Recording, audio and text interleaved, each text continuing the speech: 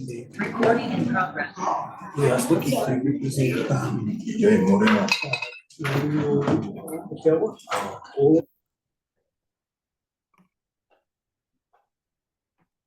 Kia ora tātou, morena kia tātou katoa. Declare the meeting open now that the recording's happening.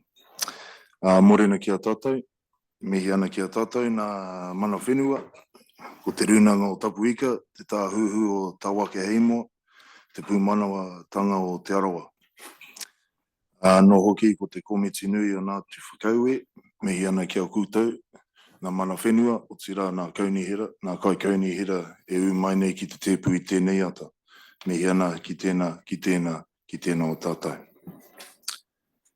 Good morning, members and staff. I welcome you to the meeting of Te Maru Kaituna River Authority Forum. I remind you all that the meeting is being video recorded and the recording will be made available on the Bay of Plenty Regional Council website following the meeting.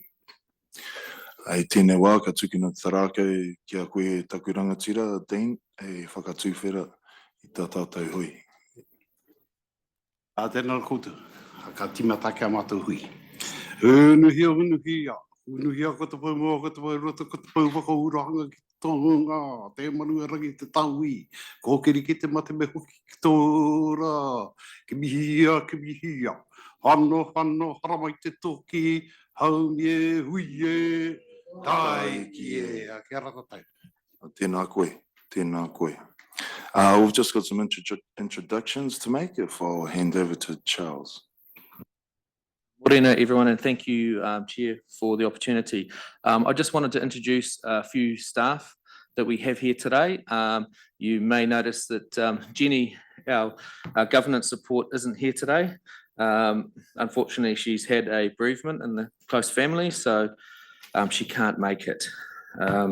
Today we have Claudia Cameron, who's our committee advisor, who will be stepping in for Jenny, and also helping out today is Steve Groom, who's our governance manager, who will be over in the corner here. So they're going to be working today.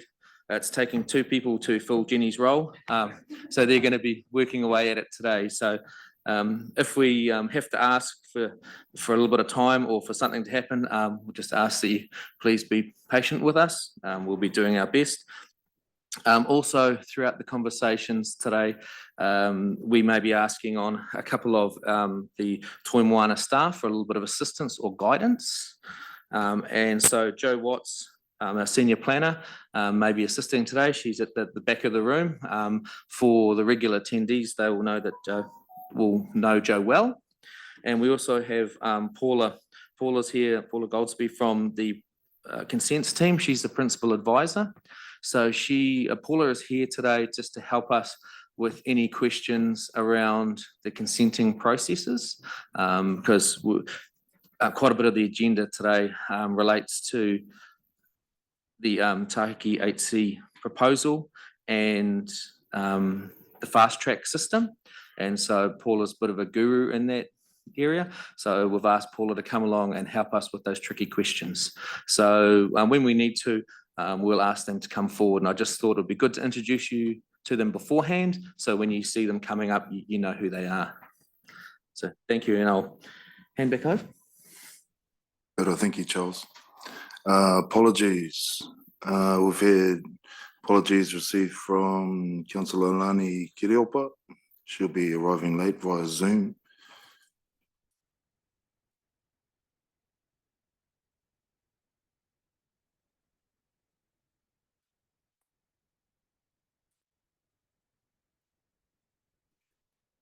And we've got apologies from the Charter Lakes Community Board.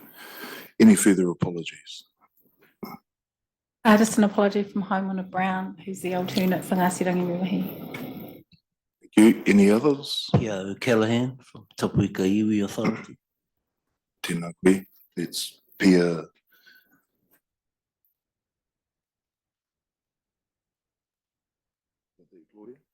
Okay, thank you. Any further apologies? Okay, calling for a mover and seconder to accept the apologies, please. Second, Nikki Douglas. kōrua. Public forum, there's no public forum this morning. Items not on the agenda, there are none. Order of business, there's no changes to the order of business. Declaration of conflicts of interest, any declarations of interests?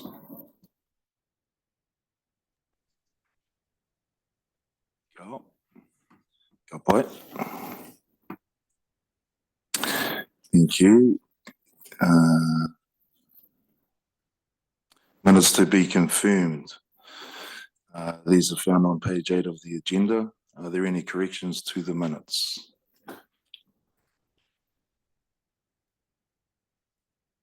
Corrections to the minutes. Can I call for a mover and a seconder, please, for the last meeting's minutes? Thank you. And a seconder? Kia ora, Councillor McDonald. All those in favour, say aye. Kia ora, carried.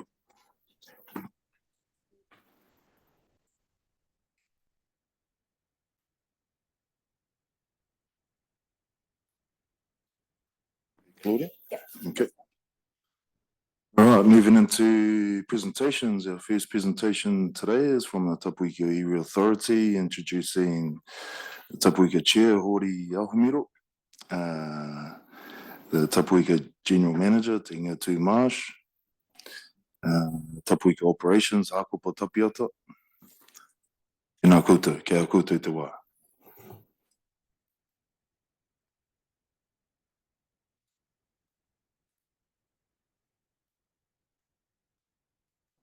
Tēnā tātou, tuatahira ki te mihia te ki a koe, ki te tiamana, ko tau rā nā kai kaunihira kei wainganui a tātou, tēnei rā te mihi nui ki a koutou, kei konei a Tapuika ki te whakatakatohia tō tātou kaupapa kei mui a koutou, anō reira tēnei te mihi nui ki tēnā ki tēnā o tātou I tēnei wā.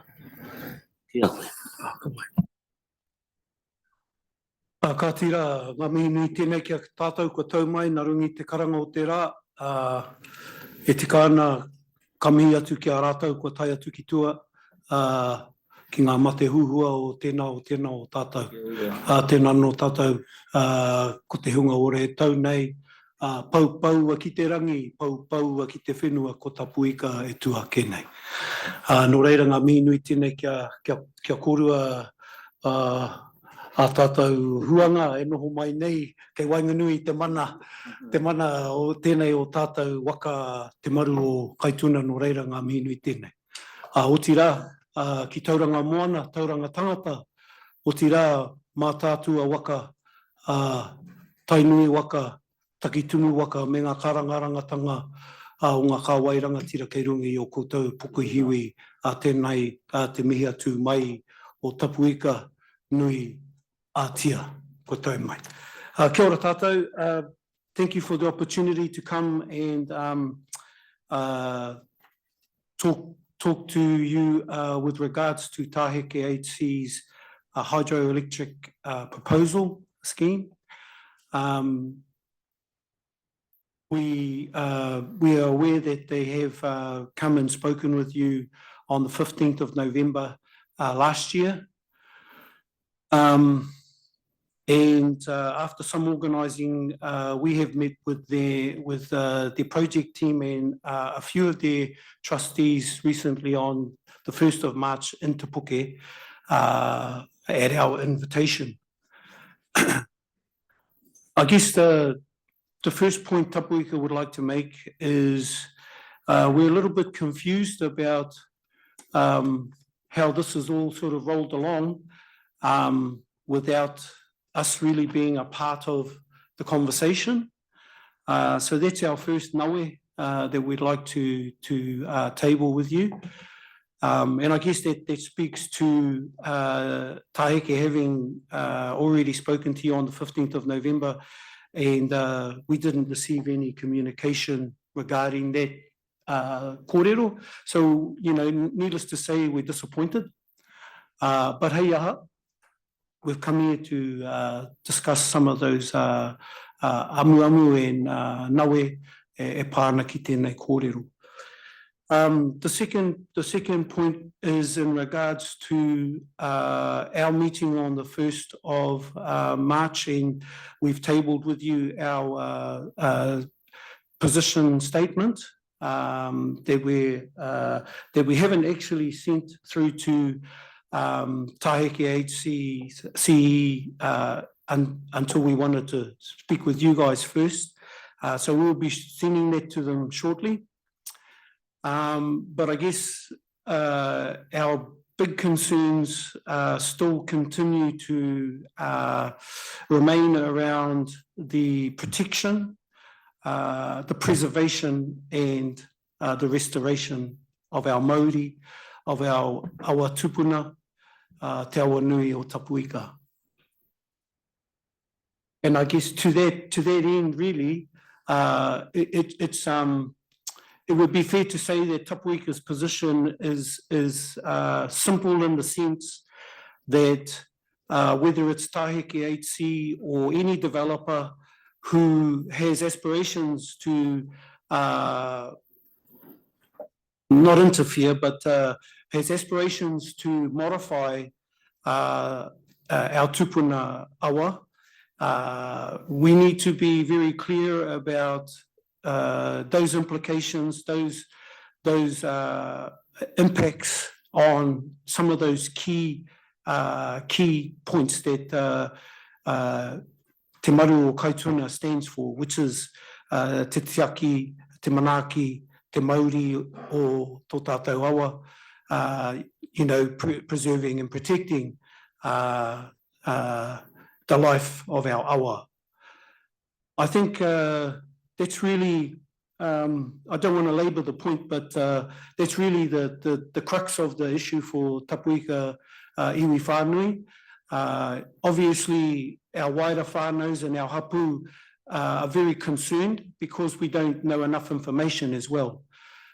So it's really great that Taheke is open to talking with us, but I might add that what we would ask also of Te Maru is actually supporting us in understanding not just what their proposal involves and what their experts have claimed, but more importantly, can we do our own research into some of these implications of the proposal. And that's really the second point that I want to raise with you. The third point is a little to the side of the kōrero we have today, but it also involves ngā iwi katoa e pāna ki tō tātou awa, and those are the ones that the chairman referred to at the start of our meeting.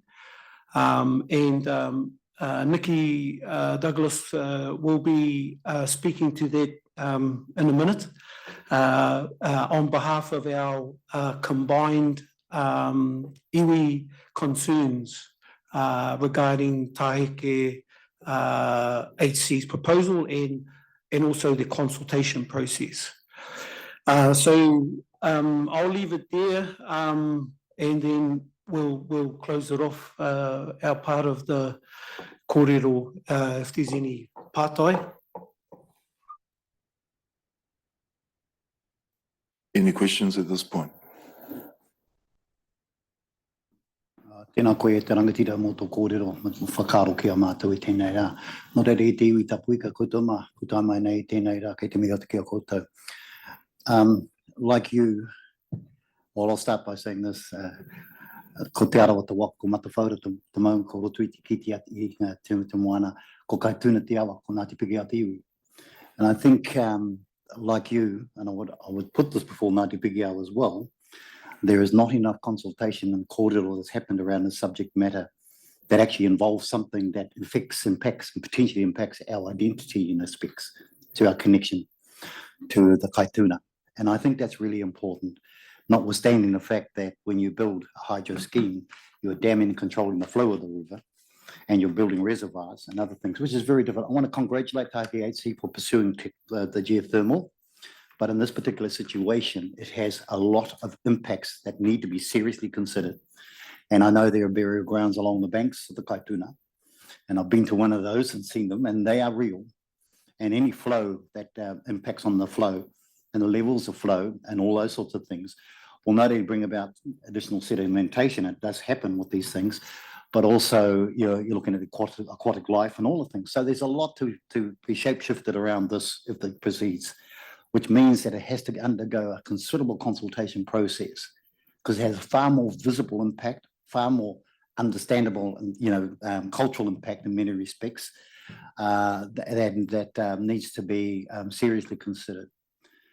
I'm sitting here as the alternate for Bay Plenty Regional Council, but I'm also wearing my Te Arawa hat. And I'm saying that until such time as that consultation has happened in some detail with our people on something as serious as this, that impacts an identifiable, if you like, an identifier for our people, this is not something that's going to be just passed in fast consent. In fact, I don't believe it's got to track down a fast consenting process, unlike the geothermal one, which did have that. So there's a lot of work to be done. And the first thing first, talk to our people. So tautoko. Patai atu anō. Any other questions at this point? Kia koe, Nikki.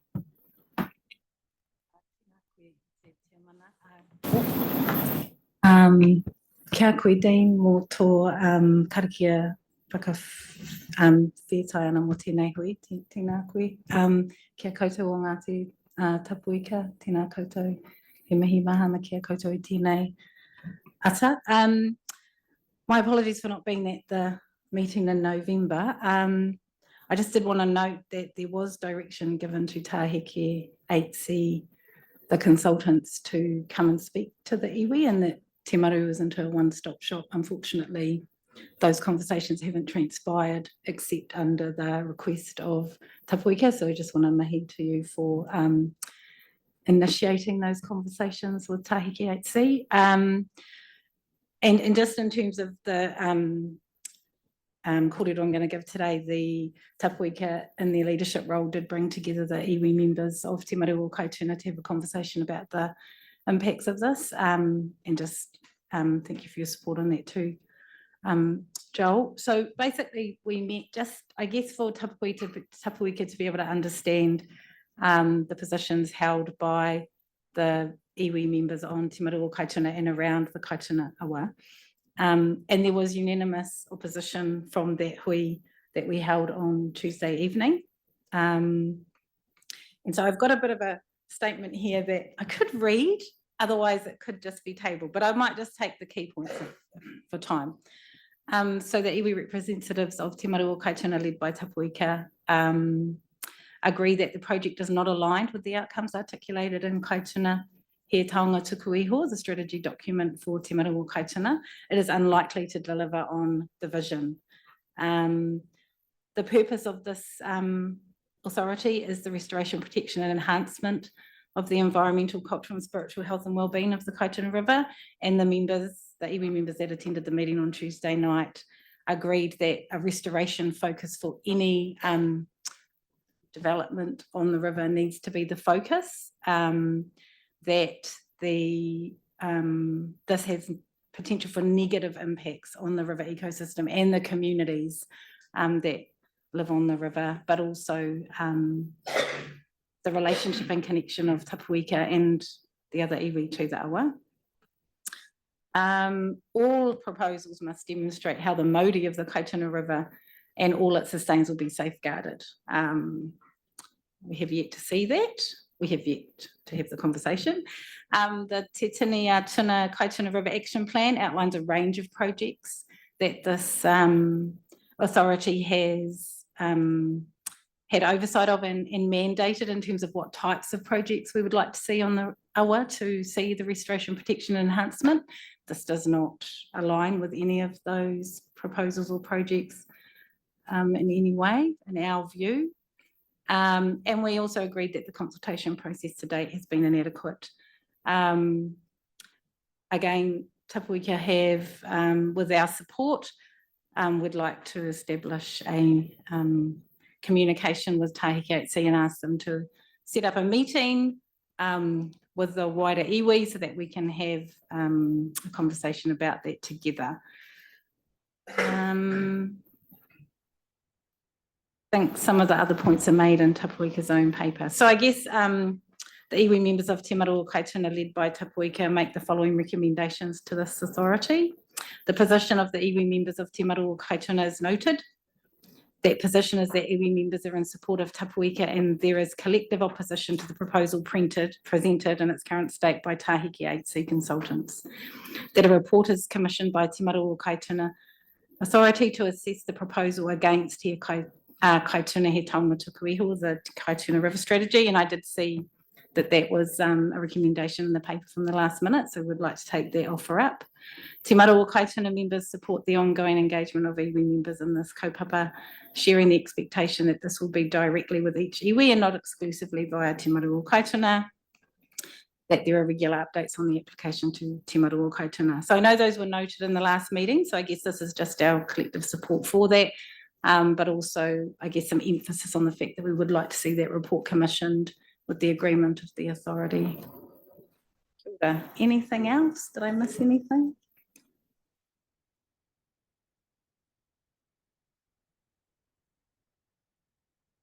Sum it up in three narratives. First one is, I suppose you could say that the trust is asserting property rights over customary rights. They're not listening properly to our customary rights.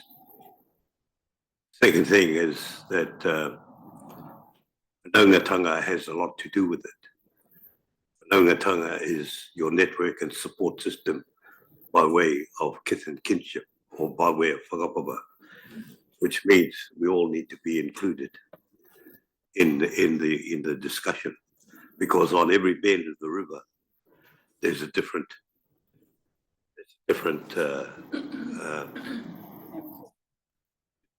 issue, and we have to maintain the relationship in terms of the modi, the birds, the bees, the fish, and the trees.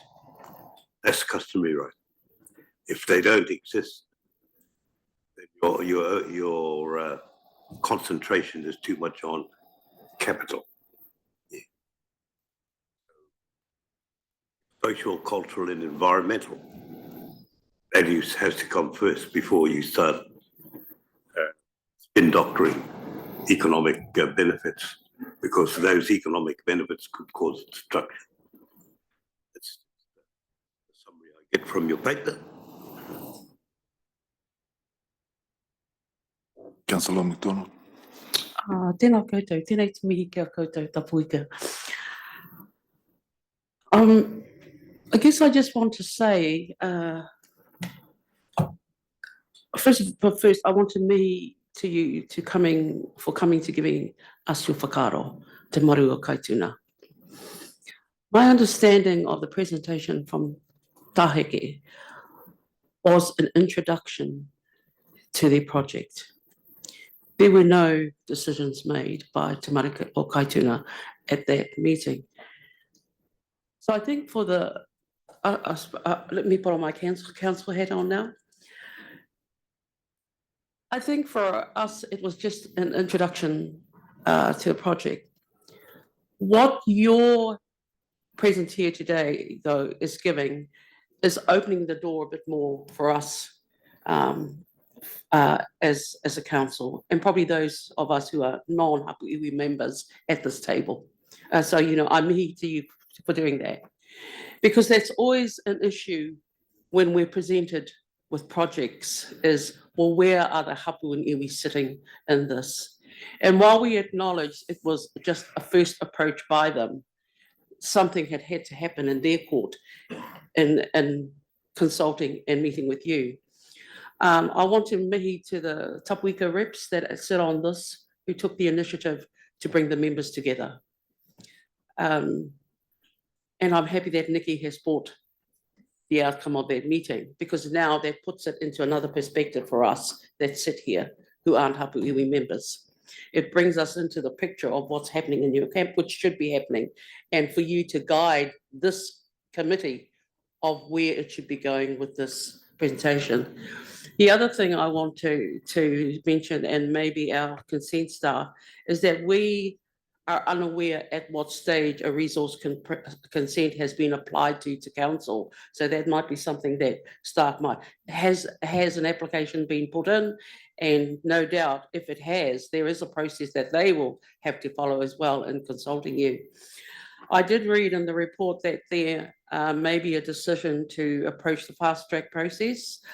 But I just want to say now that one of the blessings that have come to regional council as part of that fast track process now is the inclusion of consultation with tangata whenua, which wasn't there when it was first set out. So, you know, it is a saving grace that's there. So even if they pursue the fast track process, they've still got to have consultation and engagement with you. So, you know, I just want to mihi to you. I'd like to see how this progresses. And thank you to you, Nikki, of saying that the alignment is not there with the strat plan. I fully support the request or the desire to do a report by the members, and look forward to that. And I would support that from Timo. Kia ora. Te tari. Yeah, kia ora no tātou. Yeah, in terms of the fast track, my reading was that that has not been accepted for fast track at this point, that they need to do quite a bit more work before it gets to that point. My concern is that these things with notions of fast track and everything else can accelerate very fast to the point that actually process is neglected in the favor of fast track.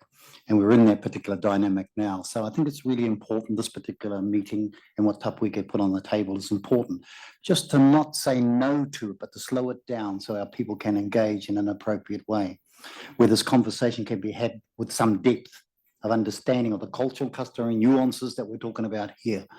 And they're serious. They're not to be thrown away easily. So look, I just want to support Tapuika very strongly. I know the regional council needs to be updated in terms of where that's at, but I'm looking at it from a iwi perspective, from a home base. I can't speak for Ngāti Pikia, but I will say as a Ngāti Pikia that I'm not supportive of this fast, right? Slow up, get back to the people, talk to the people and get their sense of this before it flows. In the context of what you want to do it, what you're planning is not necessarily until it flows. The process is we'll control the flow of the river so that we can power generate, and that has impacts that for all of us. So I just want to say that, Mr. Chair, thank you. I'll just point out that Tahiki HC did request to be present here today, and that request was declined and to allow these conversations to happen. Any other questions or comments? It's a simple one, I think. I think that many of the settlements are acts of decree. So those are the weapons that we actually have. Amongst us, Maru, Kaituna, the Waitaha claim, all these claims have been settled. And they could also fast tracking with our settlements being acts of decree.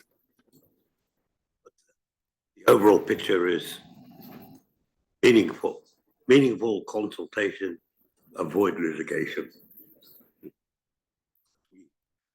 We would use our acts to litigate. Councillor Nays. Thank you. I was just going to note that it's the river document is actually now formally recognised under the regional policy statement, which is the policy framework which has been established by the regional council, which guides decisions around the waterways of the Kaituna. So, you know, while the positions of iwi is one thing and the desires of Tahiki HC is another. There is a legislative mandate to protect the Kaituna River. And I just wanted to make that point that any consent process will have to give that weight. Yeah, and I think Tapuika have set that out really nicely in their correspondence. I guess my question, and this might be a question for staff, is what role the policy statement has in the fast track process, how much weight it actually has, and maybe some insight into what are the levers we have under the fast track legislation in terms of, you know, I know we have very limited time as iwi input into that process, but also we also have council do have a role, but I'm not fully across how those things fit together within the timeframe that the fast track process allows. So I think having some understanding of that will help us with the work that we want to do, what emphasis we might put in the report, what other ways we might have conversations about this in our communities,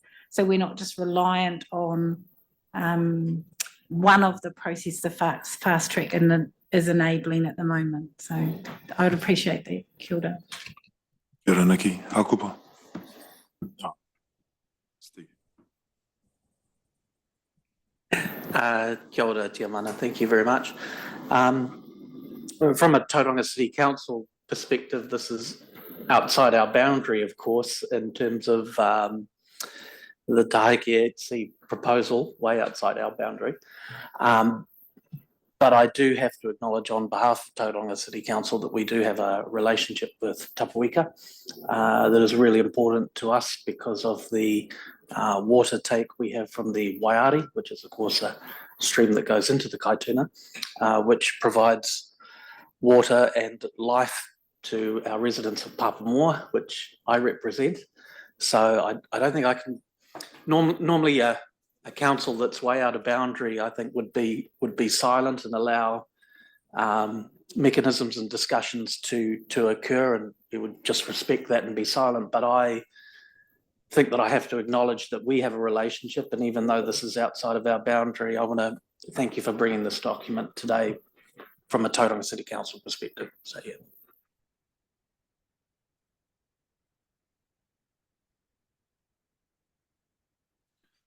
I just want to hand over to Paula now. She's going to talk a bit about the process.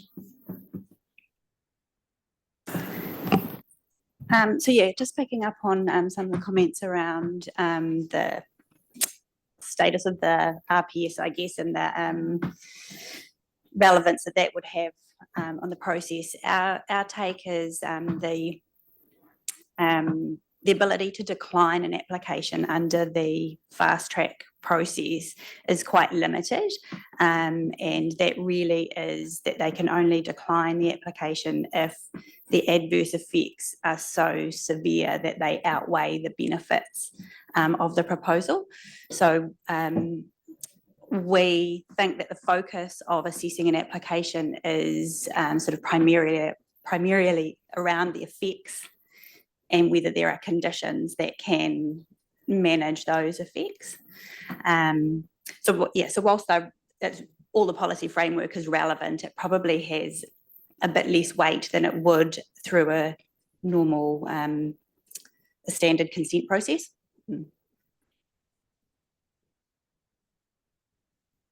What's the test for severe? I don't think that's the actual words I was trying to find. Oh, the text, okay, but it does refer to that the adverse effects are sufficiently significant. And it is untested. Obviously, we haven't run any applications through this legislation before, so it does bring into play a whole raft of new tests for us to work through. Can I make a comment around this? So just reading something my colleague has passed me around the hearing panel's judgment around the policy issues around this. I'll read it out to you. Policy KR7B, enabling, in red underline, sustainable economic development opportunities for iwi and hapu in the Kaituna River. Enable sustainable, underlined in red, economic development opportunities for iwi and hapu which respect and promote greater understanding of cultural associations with the Kaituna River and restore, protect, enhance the river's well-being. That's pretty powerful words, and it aligns with what Tapuika are basically saying. And I guess what I've expressed, take care around the cultural considerations when we make decisions of this particular nature. So I thought I'd read that out. Kia ora e te rangatira mō tō tautoko mai ki te kaupapa, kei moi a tātou. Thank you, Paula, for that insight into the legislative vagaries. I think something else that's really important to recognise is understanding that the mana of the situation that we're talking about, and that is actually a very powerful word in this argument for us. Mana of the river, mana of our people, the well-being, the mauri of the awa. Those are all things that may be weighed up against economic benefits from an accountant is an easy beat. But I think we just need to understand how we're measuring that and the value we're placing on that. So I'd just like to make that point before we close from our side. Kia ora, I'd just like to hand over to Rowana. She's been waiting patiently. Tēnā tātou katoa. Just want to, for the record, say that Ngāti Whakaue and Makatū, we support the Tapuika position, and we thank them for their leadership and the statement that Nikki's read out. So tēnā rā koutou. Kia ora. Before you finish, Councillor McDonald. Just to you, Paula. So can you give us then, what is the weighting of cultural effects in the process you described earlier?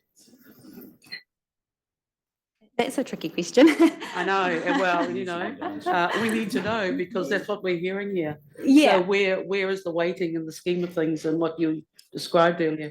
Yeah, I don't think I can necessarily tell you how a panel will weigh cultural effects against any other. What they'll need to be looking at is the purpose of the Act, which is about delivering infrastructure in an efficient way. And I think they'd be assessing cultural effects alongside all other effects. I didn't quite answer my question, but. Nikki.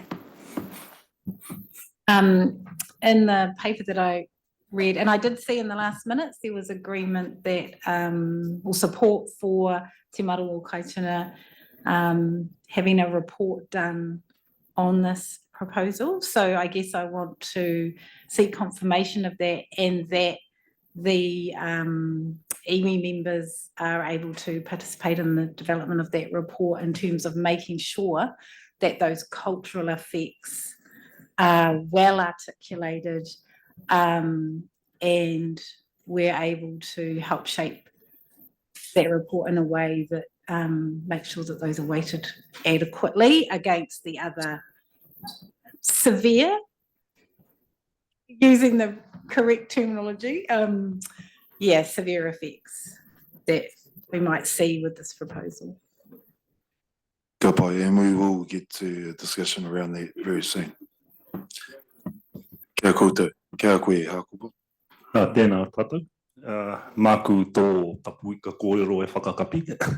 E ki ana te kōrero me kaue kumara te kōrero, e nini tō iwi, tō tēnei iwi whakaaro, mai maria katoa, te konei kōrua ki runga I tēnei komiti ai māngai mō tūpuna.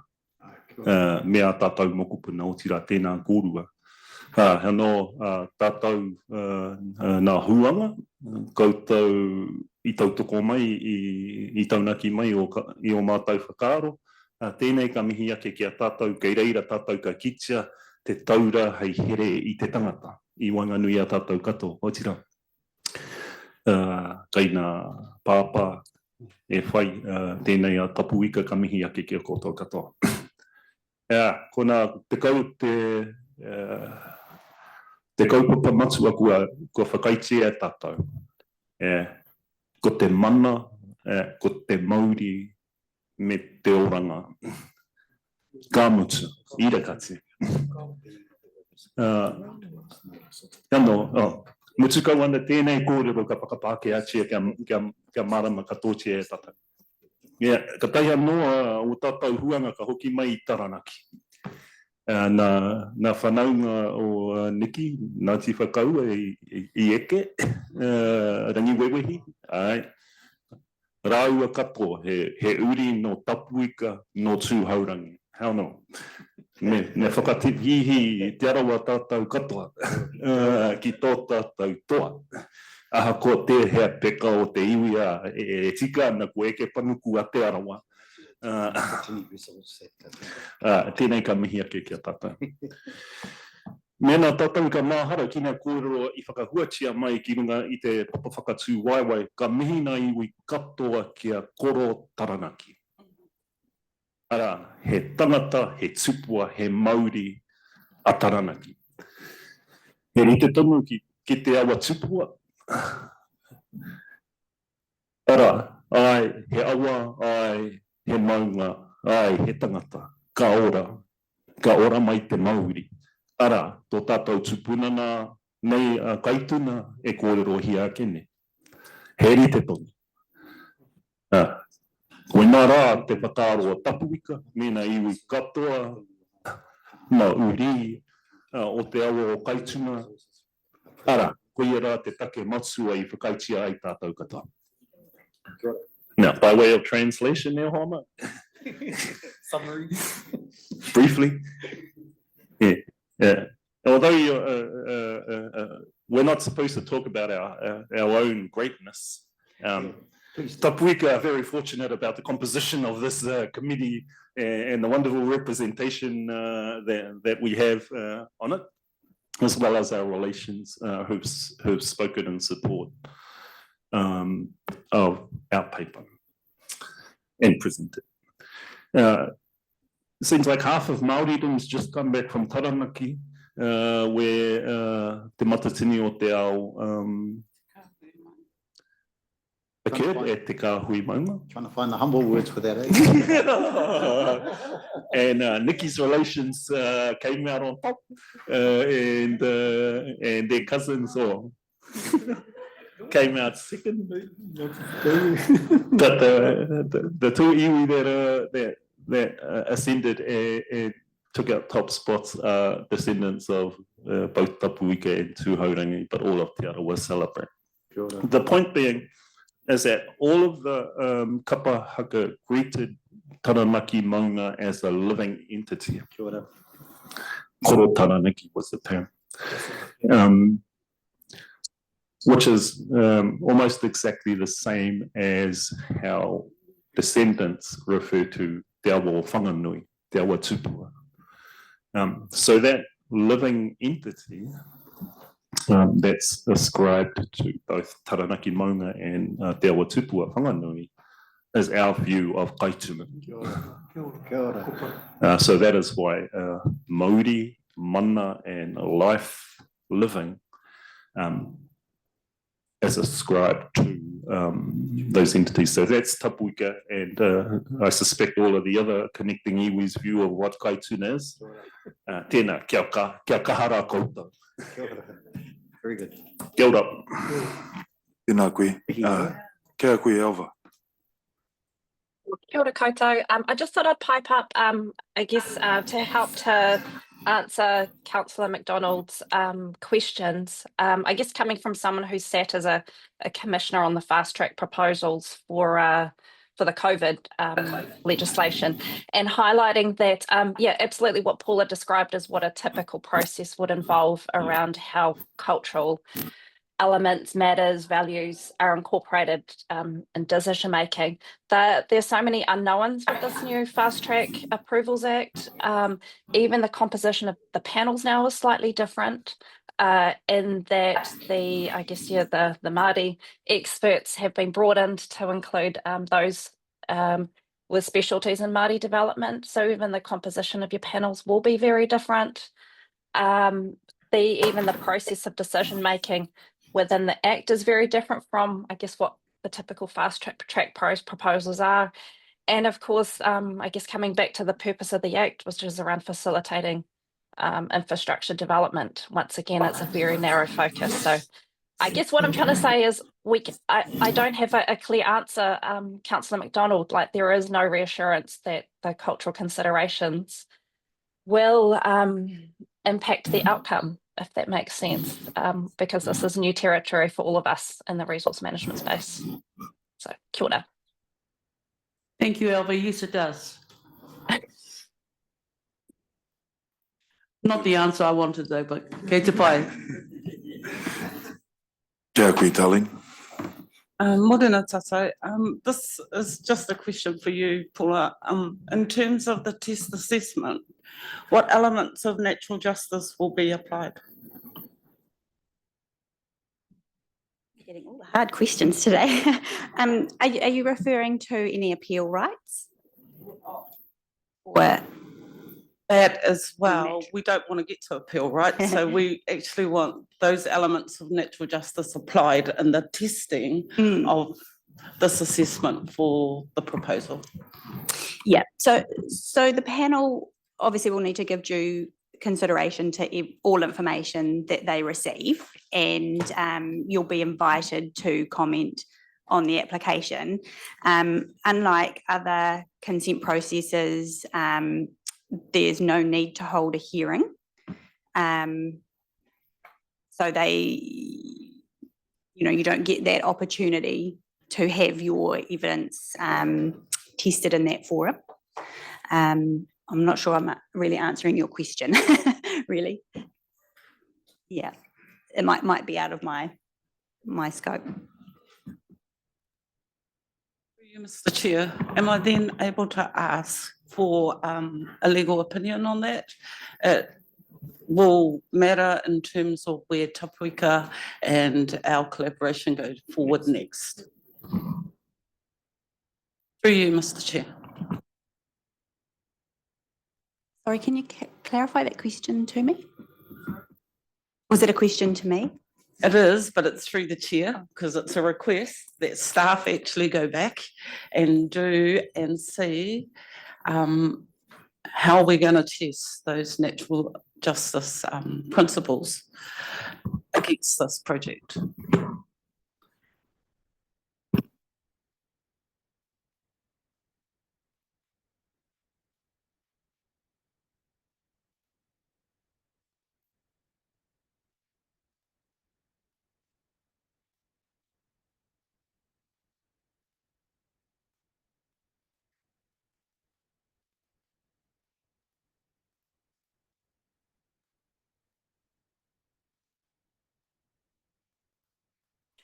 Okay, just getting some advice here.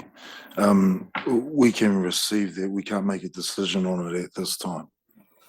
So happy to receive that.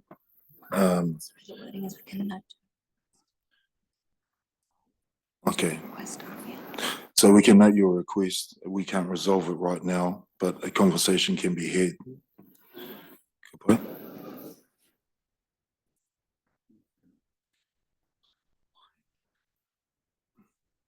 Any further comment?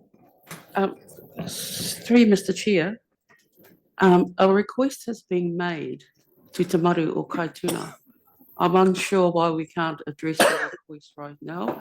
I don't want to go against what staff have just said to you, because I don't know what he said.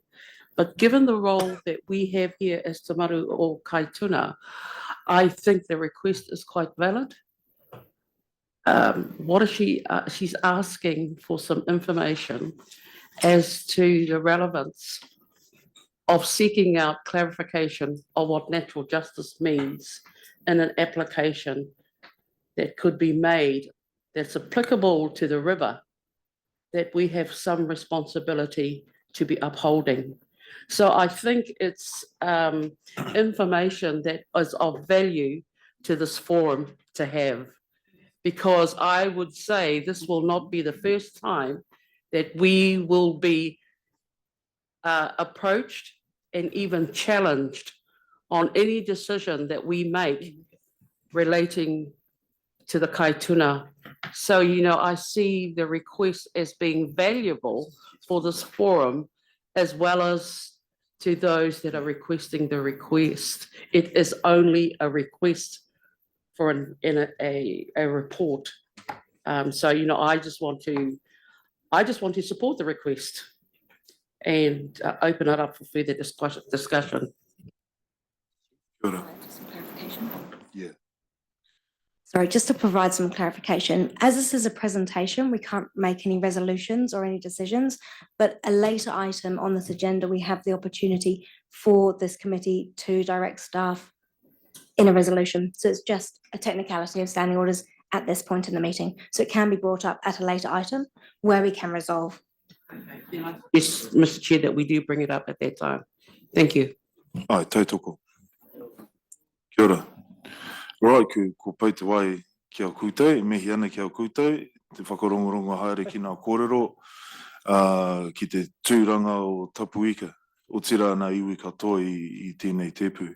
Mehi kia ana ki au koutou, aku whanaunga, aku huanga, aku rangatira, tēnā koutou.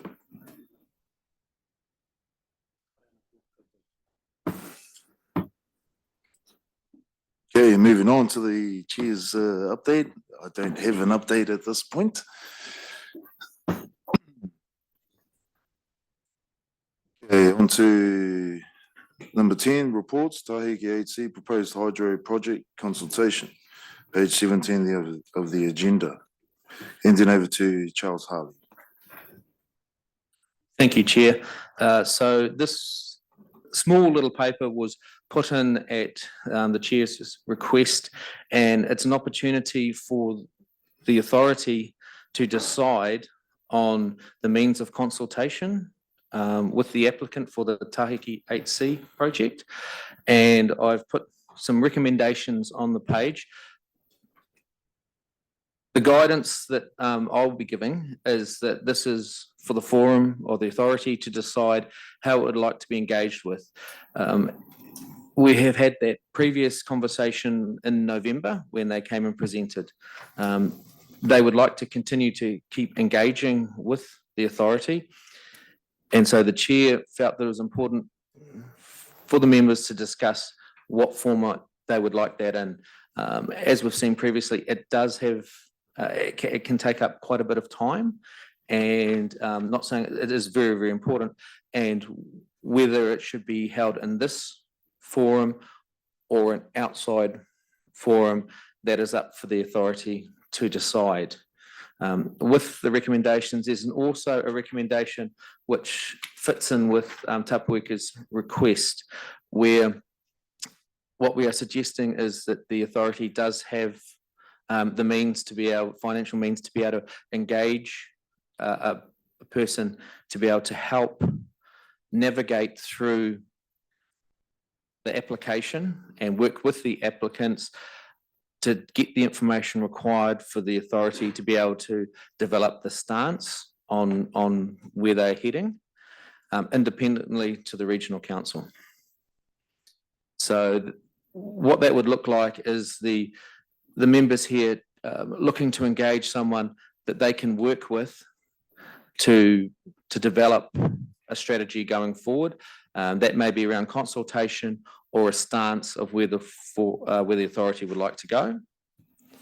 And why we're recommending that's independent to the regional council is because the regional council currently is a consent issuing authority, and depending on whether this project makes it onto a fast track or not will depend on what the council's role is. And I think it's important to have that individual, that the opportunity to be independent and to be able to develop your own strong voice in this matter. And as we've heard today, we've already got a lot of good, strong, robust discussion going on that would fit into this piece of work. So I'm going to hand over to the chair to kind of have that discussion with the authority, and please don't feel that you have to follow any of the wording which I've drafted up. It is simply to promote conversation and get the ball rolling around what you want. And at the end of the day, What's really important is those words. It's what you want. It's how you want to be engaged with as a forum by the applicant. And the decision that you come up with between the chair and myself, we will take that back to Tahiki HC and its consultants and work on that. Kia ora, thank you, Charles. Any questions before we look at the recommendations? Kia ora, Mr. Chair.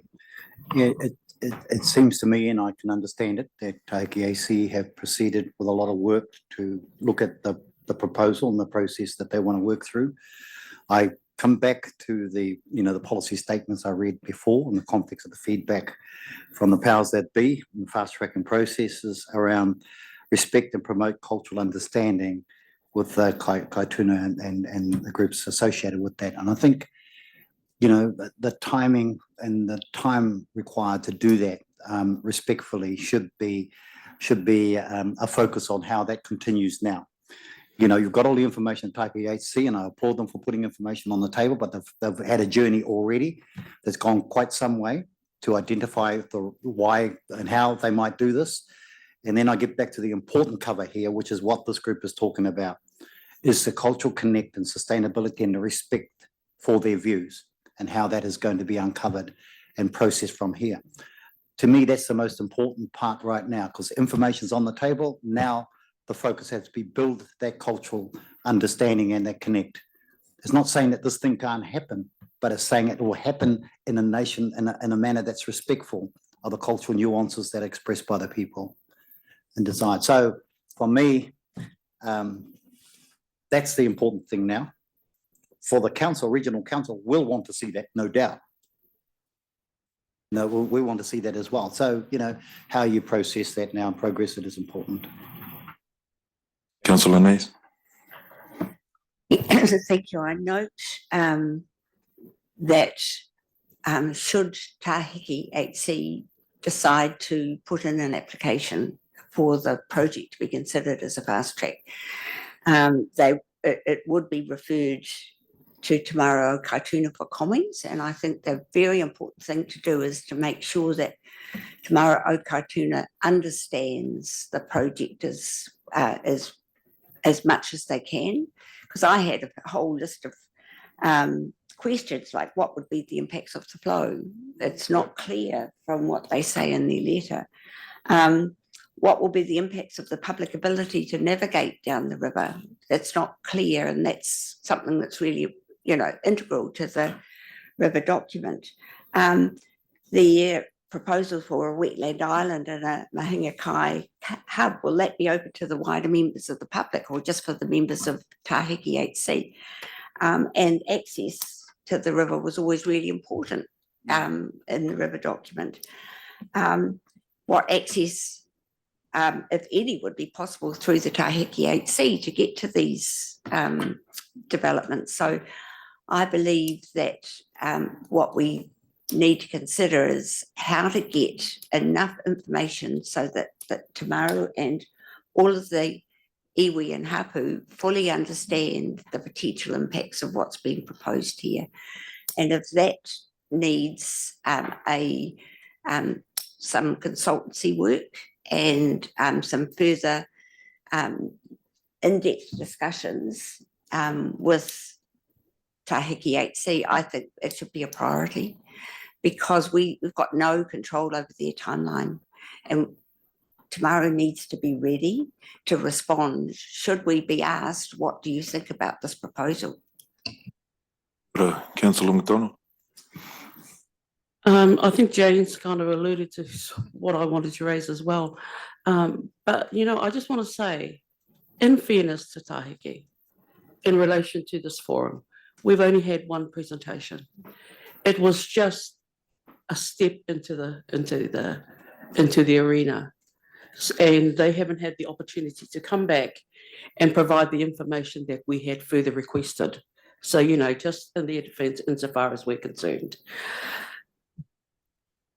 Just with the report, I guess I want some clarification, because I can see, I guess I want to ask, in the development of that report then, Is that a report that will be produced outside of Te Maru o Kaituna and presented by the hapu iwi?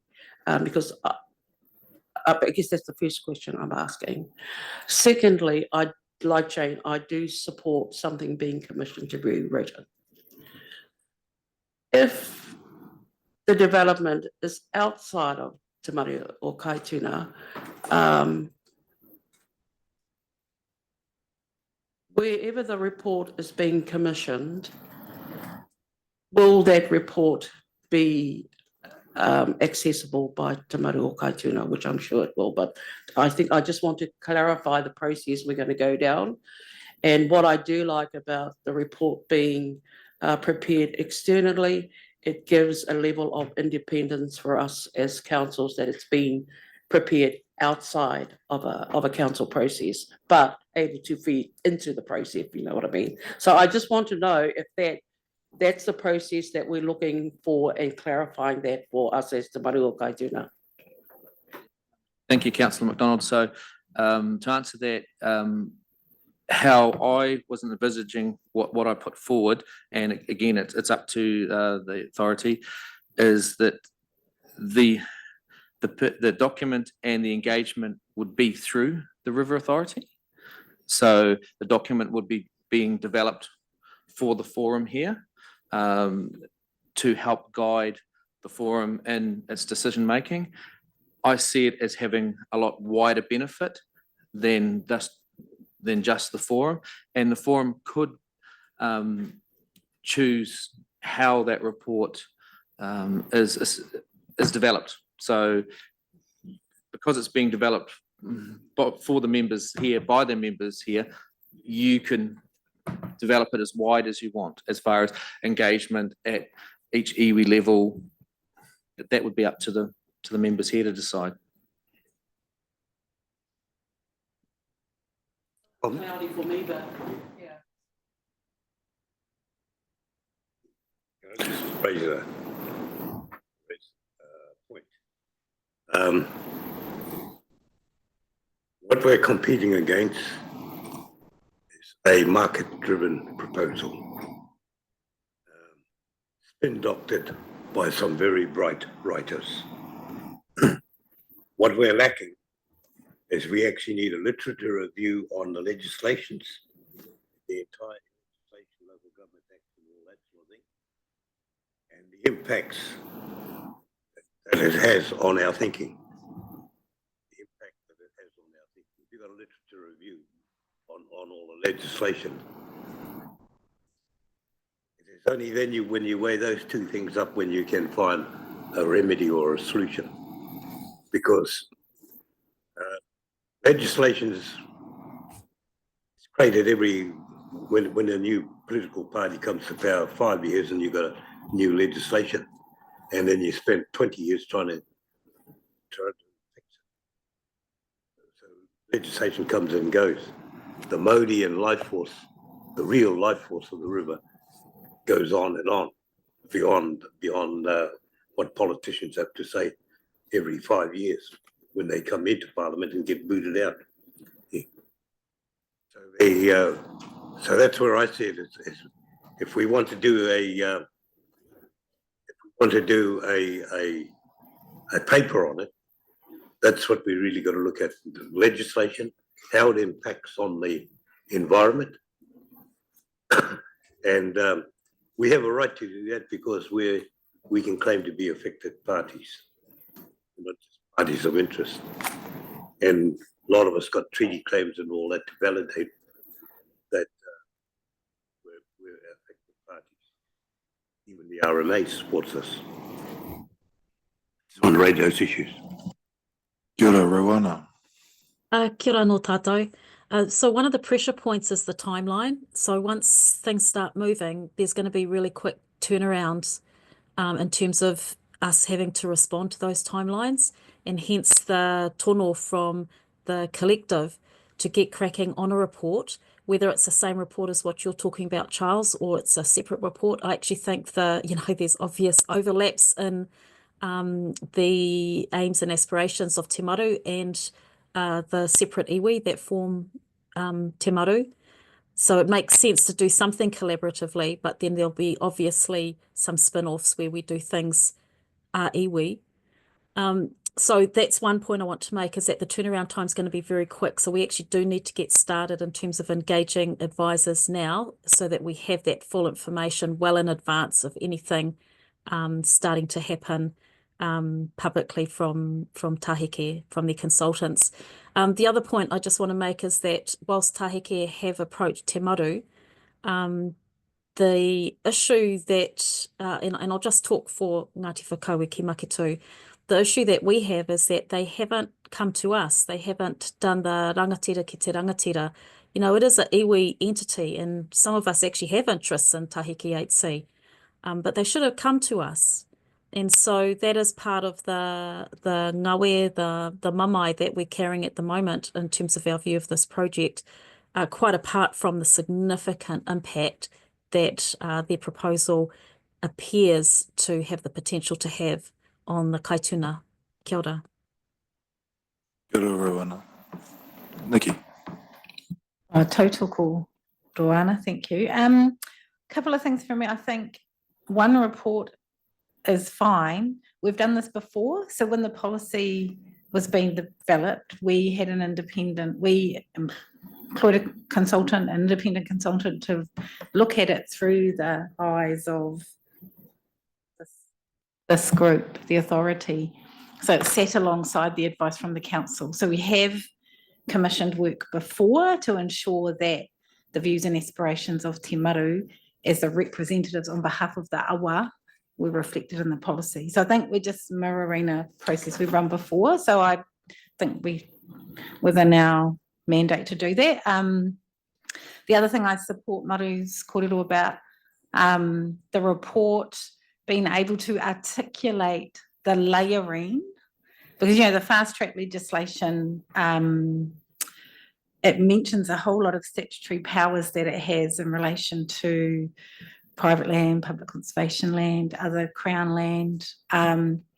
So, and obviously freshwater. So I am really keen to be able to articulate in the report how those, that, I guess, dismissiveness of the fast track legislation and the impacts that we've already felt through those pieces of legislation. Now we've got this overlap. So I think we do want to express our mistrust of the fast track process in terms of the constrained timeframes. The other thing for me is I am really keen to get the report started, because we've got time now. The application hasn't been made. I also, like Dane, have heaps of questions that I think we want to answer. We talked about in our meeting the other night some of the things we're concerned about.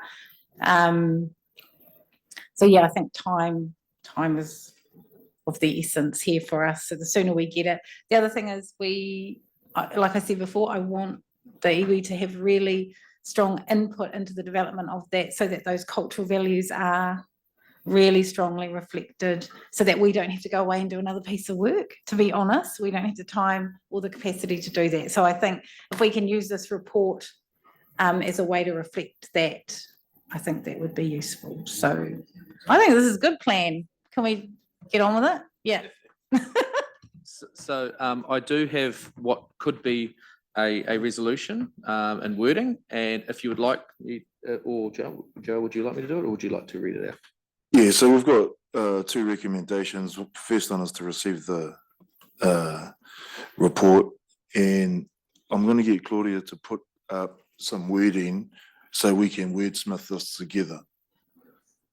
Right, so there's just a draft there at the moment. But if you could have a read of that and see how we can encapsulate the kōrero that's been presented here.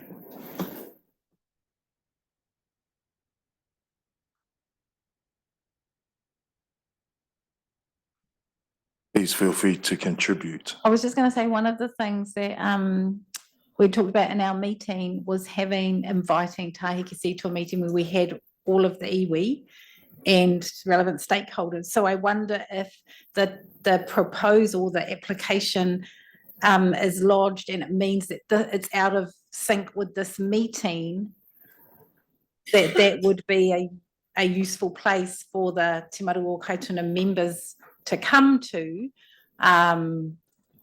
as well, so that they were part of that process of consultation with Tahikisi. It's not a mandated meeting of the members, but at least the members would be present too. I'm just thinking of the time. And thank you for that, Nikki. That was the idea of this conversation, is to flesh out how that engagement will occur, because at the moment the consultants do want to come and have that conversation, and we have stressed to them, and Mr. Flavel over there, it was really strong last meeting and pointing out that this was one of many forums that they must go and consult with. This wasn't going to be the one-stop shop, because that's where it was heading, and we quickly said no. And in our communications, and there has been several emails back and forth through the chair and I to the consultants, we have stressed the importance of going out there and doing independent consultation. So we are relaying that message constantly, saying we are one of many. And so for today, it really comes down to how you see that happening and how you want it to happen. Kia ora, Mr. Chair. Yeah, Rowana, you had your hand up. Oh, okay. I was looking forward to hearing what Tony said first. Do you think we could add in there somewhere in clause 2 or a new clause 3, acknowledging the collective iwi statement? Absolutely, Tapuika are leading this, but there needs to be some acknowledge in there that there's been a statement provided by the iwi collective that's fully supported by all the iwi sitting around the Te Maru table.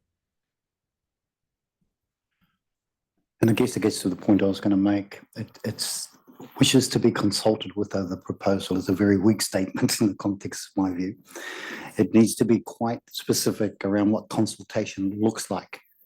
It's more than just talking to people. It's engaging the right people in the fullness that Rowana is reflecting.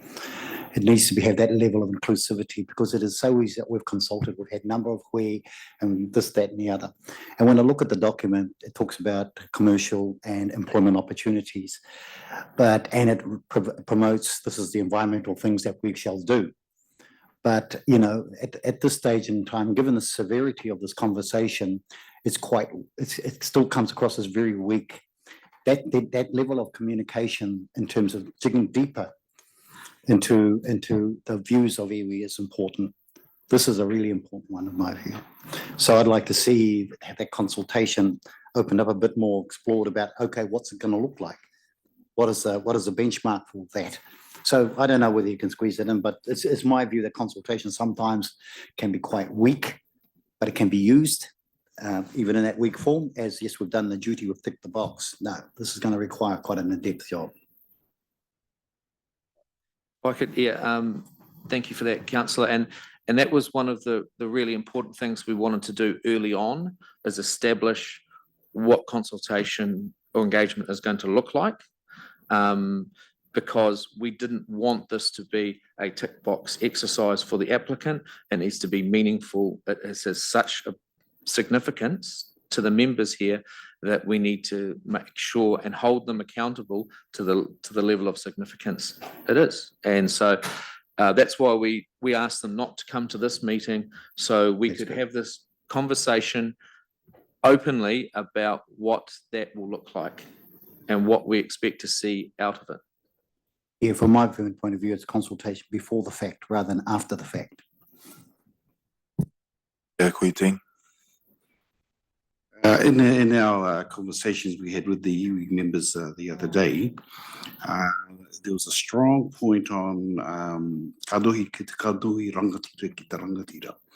And so maybe for Te Maru o Kaituna, we may be able to facilitate a hui of not only the members here, but of the various iwi chairs as well. So a bigger hui. And then have Tahikisi do a presentation to everyone at the same time. So we're all hearing the same message at the same time, that sort of thing. So, and then that would provide a forum for questions. And I think we should work on those questions, or at least prepare them. And that may be where we move to having somebody contracted to work on this statement. But also maybe gather some of the information around. As Te Taru mentions, I mean, it's really strong around cultural heritage. We have ample information on the river. We know every inch of the river. So those, and we have the different. We have the different stories from the various iwi that have kind of been involved with the iwi and that. So the stories on the lower catchments down at Maketu in the lower part of the river are slightly different to the upper parts. But it's already been mentioned that there's activity on there. And so, you know, those activities that currently exist, how are they affected? And those sorts of questions. So I think if we can kind of facilitate a hui of the members and you know, reach out to our councillors who may want to participate and be present at those at that meeting. In my mind, that's the quickest way to get answers, but also for everyone, and hopefully some sort of result which is maybe a bit better than what we're hearing now, because we're hearing bits and pieces, and so we need that frontal consultation. So yeah, I support the idea that Te Maru contract somebody to do a report on our behalf, and I believe that that would probably align with what we've heard from Tapuiga and align with the kōrero of other hapuaniwi on the river. Anyway. Kia ora, thanks, Dean.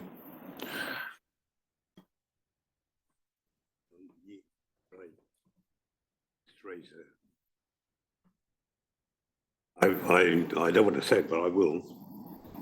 Sometimes corporate greed gets in the way, and this could be leading up to it. Leading up to corporate greed.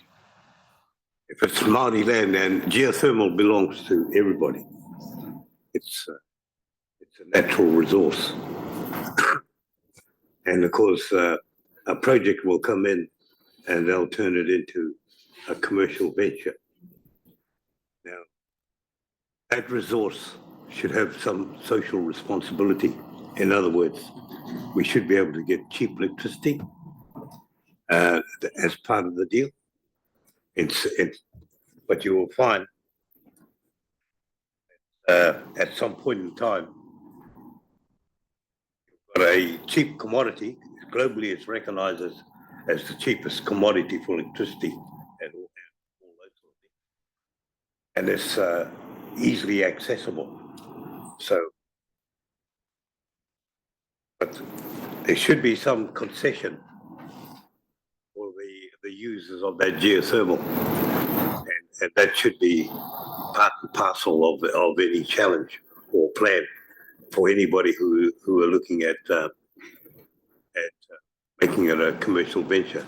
And there's no two ways about it that the trust is doing that. Sometimes we may have to remind them that you've got a resource that belongs to all of us. Where's your social responsibility?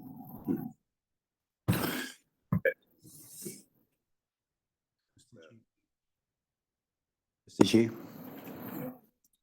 Yeah, look, I just want to point of clarity from my position. I sit on this as a member of the council, regional council. I'm not here representing Ngāti Pikiao, and I'll make that very clear. But I know that our council has an interest in ensuring that our processes are connected. So I want to make that point, that I am expressing my view about ensuring that the process is connected well to the processes we would expect as a council, and certainly I would expect as a councillor. I'm not speaking for Ngāti Pikiao. I want to make that very clear, because I don't want to kick it, because I know Taheke HC are all my whanaunga from Ngāti Pikiao as well. So I want to make that very clear. I'm not here speaking for Ngāti Piki Kia ora.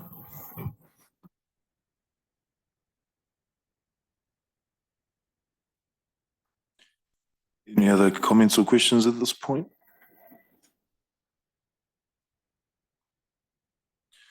Okay, let's look at these recommendations. I'm hearing a few different things here. Obviously, there's recommendations about how we engage with Tahiki HC, first and foremost. I'm hearing want a report produced.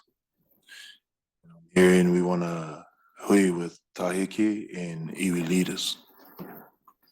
Correct?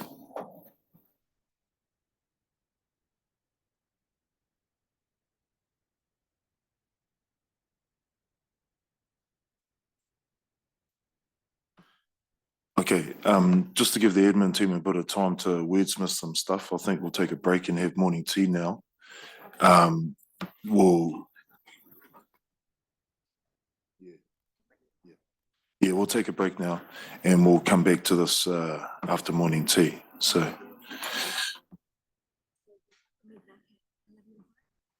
All right, we're back at 11:05, please.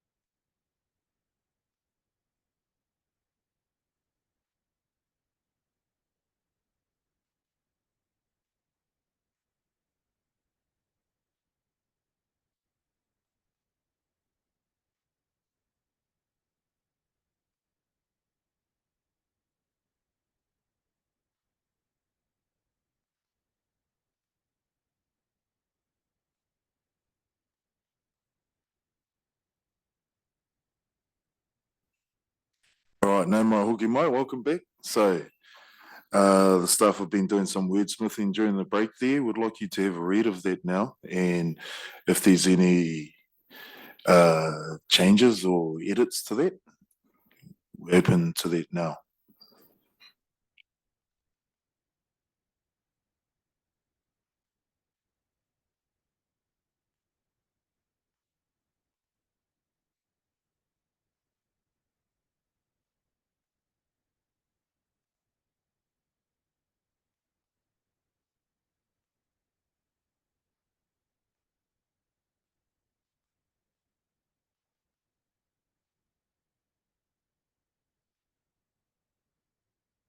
Kia ora, Nikki. Thank you. I'm comfortable with those points. I just have a couple of additional things I'd like to say. I wonder if we want to ask Tahiki HC that they need to advise us of pre-lodgement of their application, to advise us when they're going to lodge, so we have a lodgement date once their application is complete and ready to go, that we want the authority and the iwi members to be advised of their lodgement date. So then we have a time frame we know we're working to. And I also wonder if the authority would consider advising EPA, who are the organisation that receive the referrals and make the call about whether the application will be referred to a panel for a decision, that we ask the EPA to remind them who the iwi authorities are in this case. It does say in the legislation that they must advise treaty settlement entities. My concern is that even though it says that in the legislation, Tahiki HC did not do that, and therefore I want to make sure that everyone who touches this understands who it is they need to talk to.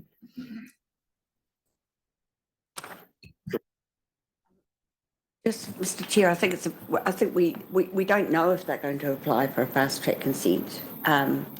they haven't signalled that they're going to do that yet, but they may. So I think the wording needs to be, should they decide to apply for a fast track consent, then Maru Kaituna would request or require, or whatever words you want to use. Good point. So I think we've captured your first point there. Not necessarily the second part yet.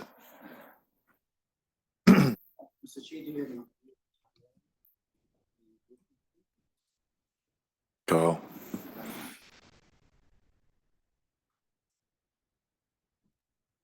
Once a application is received, it's referred.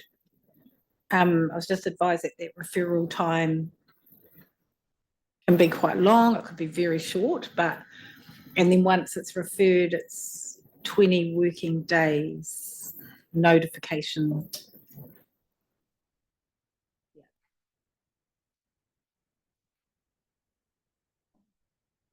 That the authority inform the EPA or remind the EPA or inform the EPA of who the settlement entities are they need to engage with on receipt of an application related to the Kaituna River.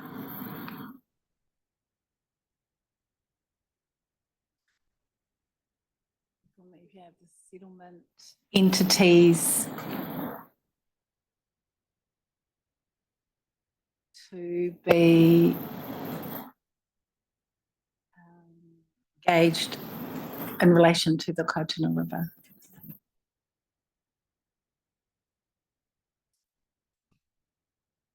Can I suggest that we say, should Tahiki HC decide to apply for a fast track consent decree?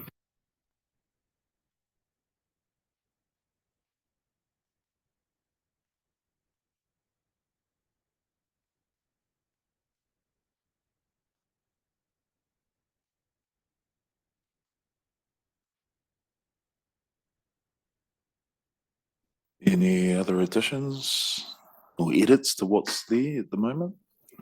Just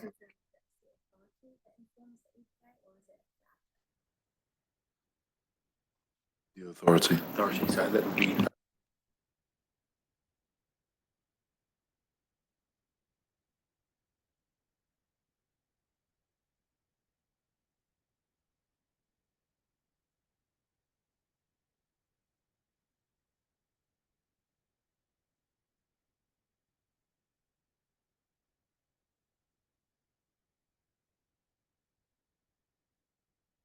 Okay, last call. Any edits, any changes there? Ka pai.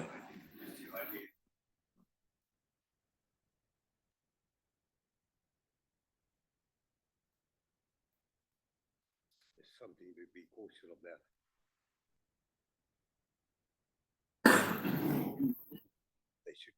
They should consult with their people first. They think it because it's quite suspicious when they want to fast track things.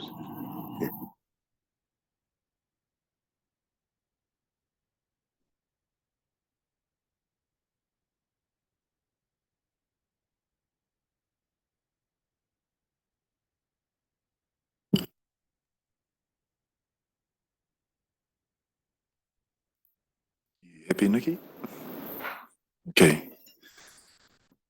So we're going to move all.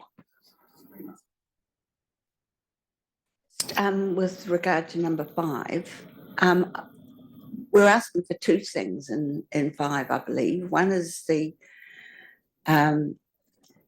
notes of request for the inclusion of a legal opinion and the role of natural justice, etc. And then the second one is about notes of request for the organisation of meetings with the applicant. So that's about the meeting. So I just wonder whether we split that into 2.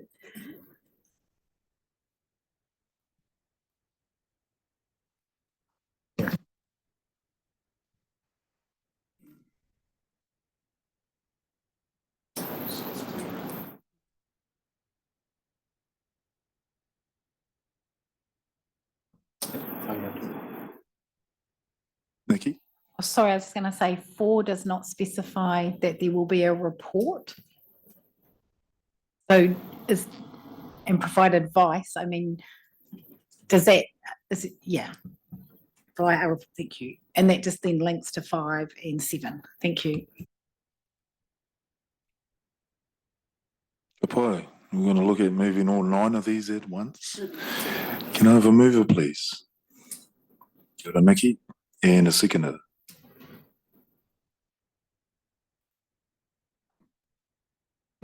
Councillor Morris.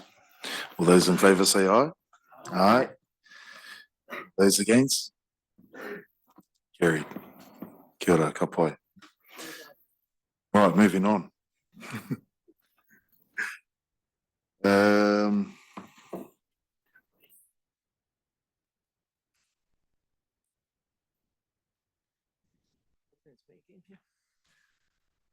Okay, the August 23, the January 24, Te Maru o Kaituna River Authority biannual report presented by Charles Harley. Thank you, Chair, and I would ask that that be taken as read, and we'll just ask if there's any questions.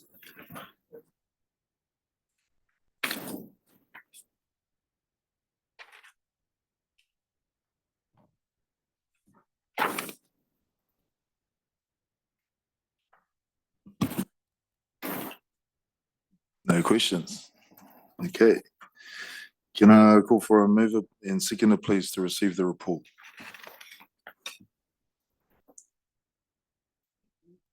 Councillor Nees and Councillor McDonald.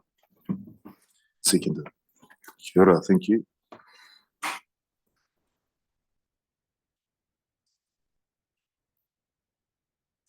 Okay, moving on. Freshwater policy update. Joe Watts. Kia ora, Joe. Kia ora tātou. I've brought with me Glenys Kroon, and she's our policy guru on water quantity. So as you'll see, the report in your agenda is the freshwater policy update. And as you know, we've been on the freshwater policy update to the regional plan and the policy statement for some time. And you will have all got emails late last year where Toi Moana decided in December to delay release of the drafts that we were working on, that we were imminently going to share with Te Maru and the wider iwi. But we've delayed the release of the draft of the RPS and the regional plan freshwater changes until after government has put in place a new policy statement because of that uncertainty. So we know that the government has signalled that we'll be getting a new policy statement. Their time frame is saying it might be in place by September 2025. So wanting to know what that direction is to then consider what that means for the drafts before we go on. So in the meantime, as you'll see in the report, it says Toi Moana councillors have agreed to allow staff to continue targeted conversations with tangata whenua and stakeholders on the key draft freshwater topics that we were building on. And we've called that informal topic testing. And there's a list of topics that are we're wanting a bit more kōrero with, and particularly with our tangata whenua partners, and those are the water quantity limits, enabling environmental enhancements, farming land use options to reduce contaminants, and the offset, the on-site effluent treatment. And they're not new topics, they're the ones that we've been talking about for a good year, and the consultation and the work that we've been doing, and the workshop that we brought to Te Maru. It was unfortunate that day that I think it was the chair's first meeting on that day, and there was only 2 members. There was it wasn't the hikoi that was on, but there was a really important kaupapa that day, and the members couldn't stay. So at that hui, we brought Glenys along with her. It was her inaugural day with her stick. So she's going to share that with Te Maru now. The other key point to the report is that we've finalised the two big reports that we've been working on about groundwater allocation limits and also about an access to Māori land, access to water for development of Māori land report. So we're just sharing that those two reports are now finalised. They're really heavy going reports, which is why I've brought Glenys along. They are available on our website, but they're the sorts of reports and the sorts of content that we would like to share with tangata whenua and iwi and te Maru in a kanohi, ki te kanohi session about freshwater and about those topics. And so that's the invite from our kaupapa Māori freshwater team under our tēnā hononga engagement plan. We have time because of the pause in the government's direction. We have time to do that really well. So without further ado, I'll hand over to Glenys to share the key points about the groundwater limit changes.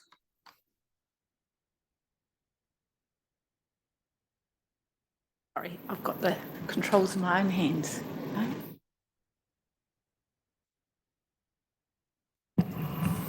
Doesn't work, I can flick through.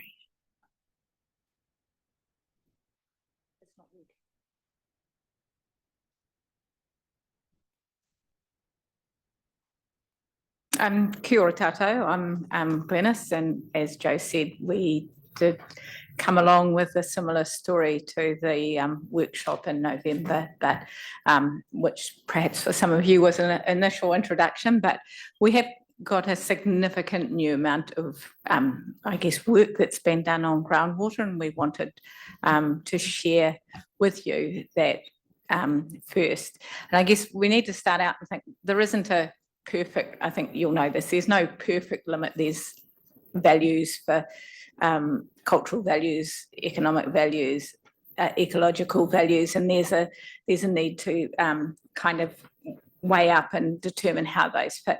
So at present, we have limits which are not part of our plan, but which have been used in a consenting, are being used in a consenting framework, and they were derived through the Plan Change 9 process, which some of you might remember. So when we're looking at groundwater, we're trying to sort of, from our science perspective, we're trying to balance the effect on surface water because all things are, as you'll know, connected, keeping that salt water at bay and maintaining the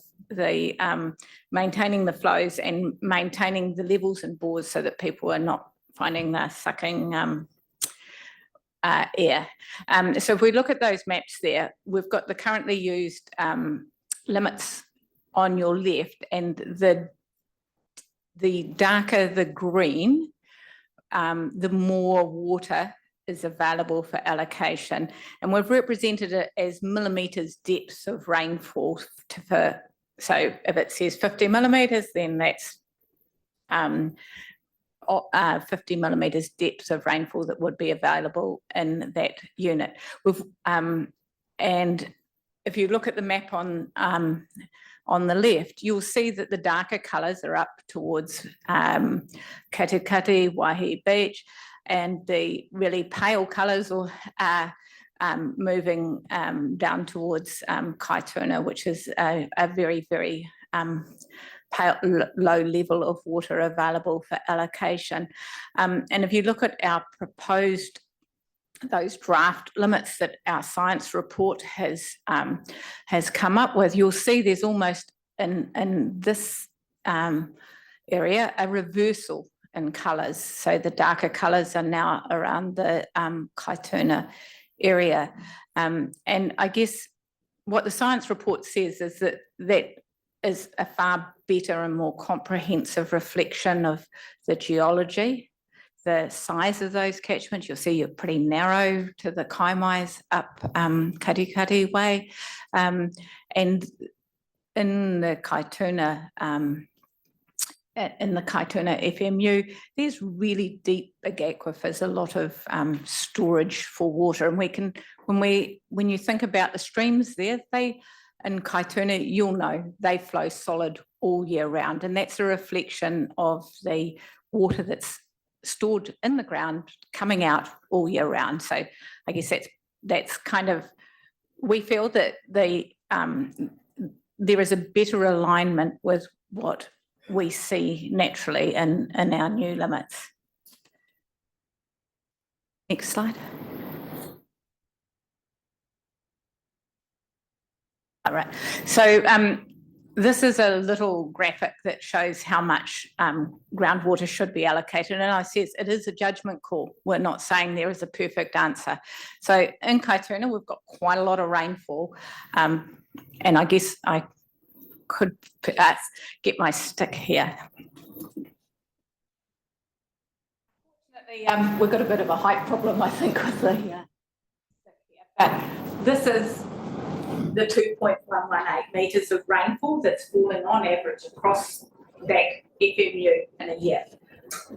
This much down to here is not going to the groundwater aquifers. It's running off into streams, it's evapotranspiration, it's in the soil moisture at the top, it's not available in the aquifer. So then we've got down to this part here. I'll hold it. That's this amount we have, with these science reports calculated, is running into the aquifer. But we don't want to allocate everything that's in the aquifer because obviously, dry year, they'll run dry, the levels will drop, the water won't flow in to maintain streams anymore. And so having calculated that amount, then this amount to the bottom of the stick is what the new limits would propose was available for allocation, just this bit, the whole to the bottom from here. And if we want to compare it, we looked at that map with the really light areas that are in the Kaituna at the moment. That's a really tiny amount that's less than that pink band. So I guess that's the graphic for what we're looking at with this report. So the proposed changes from this level to this level. Well, then we know there's that much rainfall. It's the Kaituna, of which this much gets into the aquifer. Yes, by comparison, I think if we look at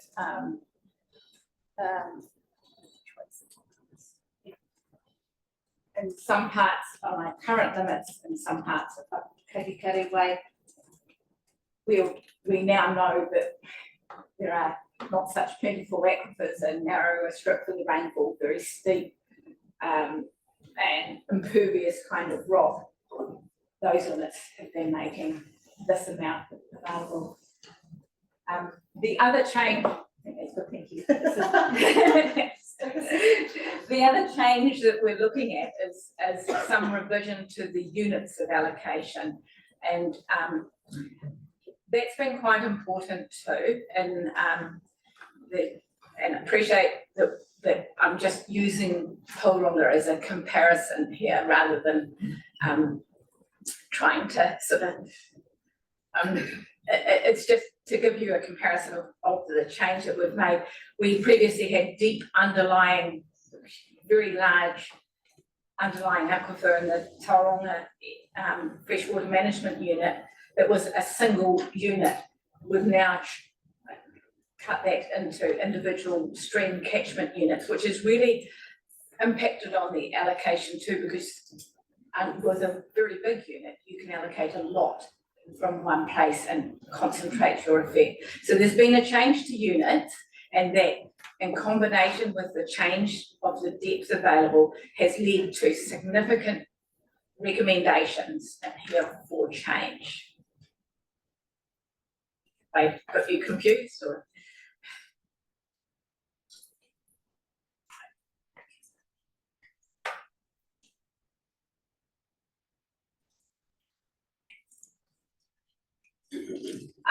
So that's just the stick representation up there, showing you the relative amounts that are available, that would be available under the limits that are in this report.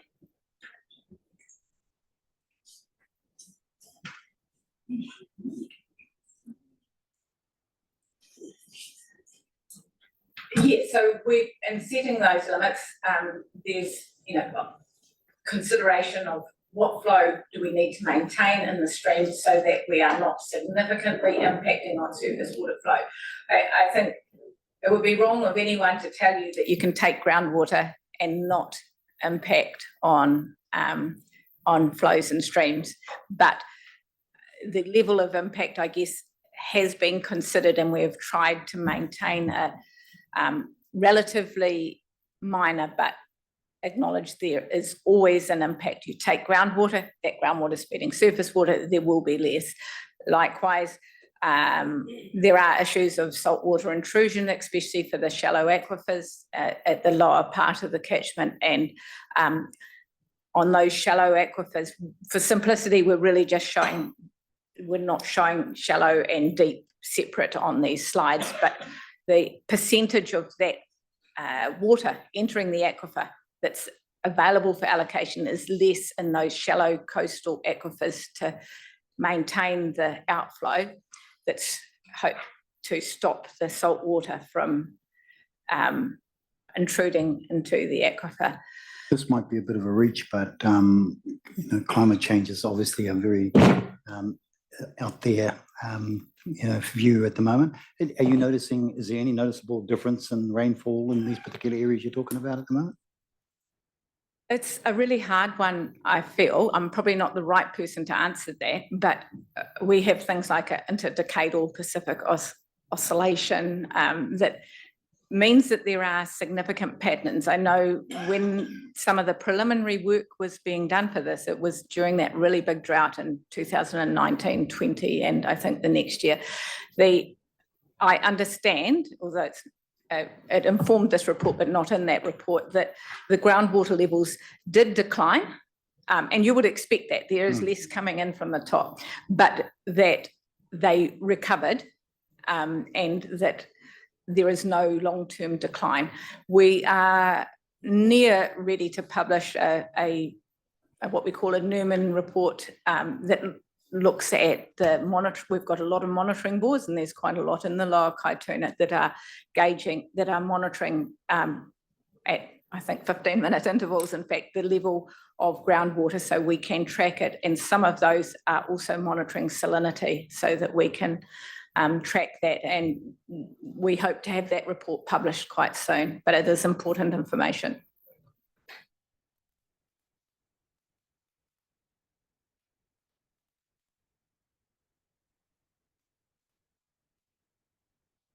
I was just thinking about I suppose we'll get to this. Maybe I will wait.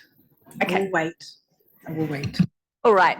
So these maps here, same area, but rather than looking at the amount available for allocation, looks at what is the allocation status of that area at the moment, and what would it be if we applied the new limits.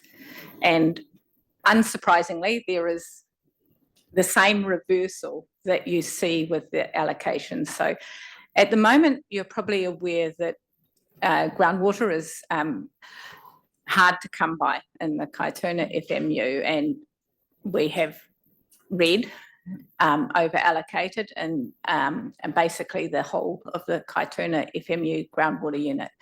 Under these new limits, there would be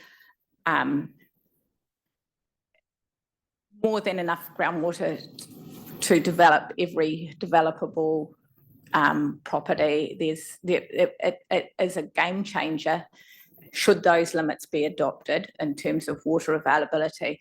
The flip side is that, and again, appreciate it's not your rohi, but up north, there are problems because we have been using far more generous limits than we are proposing to use.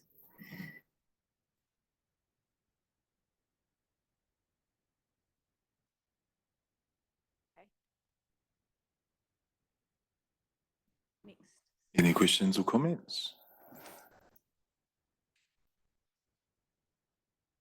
We're going through an evolutionary period. The world is changing. And I think that we need to look back. In Makatu there used to be 3 channels in the estuary, and there was 23 fishing boats just out where the woodland choppers. And we used to walk on the beach. And then as the changes happened upstream, the sedimentation stayed in the estuary, and it built up. And now to get pippies, now you have to dig about that far down to get. That sedimentation would have an impact on the road. I would imagine that it will also have an impact on the waters. Because you get a water in one to Wairake, put it that way. Skies to the sea. Yeah, there's about 140 creeks. And in Waitaka land, I identified 140 of those creeks, streams and all that. A lot of those streams have been rock damaged and so forth. But a lot of those streams come from the basis of aquifilters. Right down. And to protect those, we play a big part in protecting the Kaituna River. That's why a lot of those streams go why are these supplies 60,000 cubic meters of water to Tauranga City Council? The economics behind that is that the Tauranga City Council, by way of the port, is to get a gateway to the regional economy. All the logs and all that go there. That's the gateway to the world. So, water from Tauranga City Council is highly important. But that's the economic factor. Environmental factor. Laura, thank you. That's good points. And I think as well as managing groundwater is limits are the thing that comes first to your mind, but they're not the only aspect of managing groundwater, and any person looking to take more than a household type volume would need to apply for a resource consent. They would need to show us what the relationship to nearby streams, whether they were taking water from Puna or streams nearby, and that would be a consideration in whether or not they've granted a consent. Technology might have to change. Engineering may have to change, whereby your water tap in your house might have to change, whereby you use secondary use water, you water bank, and those sort of issues to protect the content. Thank you. Mr. Chair, look, I'm just thinking about your presentation in the context of the prior application or the prior journey that Thea is on in damming the river, if you like, and creating a hydroelectric situation. And I'm looking at that comment there, they've got take collective responsibility for improving the health and well-being of Kaituna tributaries. Just wanting to see, is there a marriage between what you're doing and potential implications for that application? That's a really hard question because, like you, I don't really understand exactly what it is they're doing. But we are talking groundwater, and yes, there is a relationship. But I would imagine that the surface water takes are clearly going to have a greater impact. But yeah, that's true. It does strike me that those are the sorts of considerations that actually can really come into the mix as well. You are changing, I guess, the system in itself, having some impacts on it, what they are. But Are they detrimental, are they advantageous or what? I think those are the sorts of things that we need to know as well. You're doing a lot of work in this particular area, so. Yes, the bores are mainly to the lowlands, and so I think that would counter against groundwater changes impacting directly on the hydro scheme, should it come to bear. Thank you, Mr. Chair. Through you, and in deference to my colleague from Western Bay District Council, the Western Bay District Council water bores around in Te Puke, are they in the upper groundwater level or the lower groundwater layer in terms of where they're drawing from? Without pulling out every single consent, They are looking at lower. them, they are lower. They are lower. Yes. Kia ora, Nikki. Thank you, those maps are very helpful. I just wanted to ask a question about, like, ultimately then we will make some different decisions in the future about allocation of that water. So where there is more water to be allocated. And I was just thinking about what He Taonga Tupuiho water strategy document envisions for the awa, and what the restoration of its mauri and its full potential looks like. And that doesn't just mean the awa itself, but kind of the ecosystems around it, and the relationship between the people and the awa. So I'm just thinking about from a, with the more why available to be allocated, doesn't necessarily mean that allocation for economic development. It could be allocation for further restoration, protection, or enhancement of the awa itself. So just thinking about what it means for our mission. And then the other thing I was thinking is a first in, first served basis. Is that going to be an ongoing approach to allocation of water? Because I'm just having a look at the economic development for Māori land. Some of the graphs you've included in here, and I would say that if allocation on a first in, first served basis continues, then regardless of whether that water is available to be allocated or not, depends who gets in first to have it. And then the third question is the timeline. So what's the timeline from the draft? I understand the regional plan will do all that, the new plan will do all that, but from your first map, where you had, more white than green, and then you were lots of green map, what's that timeline with those new limits in place? Is that 10 years, 20 years, 30 years? What does that look like? And then I have two more comments, but those are my questions. Okay. First in, first served is not part of what we're looking at with groundwater limits, but it is generally, the way of the RMA, I would have to say. But the good thing with Kaituna is that there is a very big increase in water. You just look at the little, the bottom of the stick being here, and it coming up to 15 or 150, 160 millimetres. I did do a quick calculation because I was interested, and there is, I guess, there are always industrial processes that can take a very large amount of water without it being associated with land or municipal processes.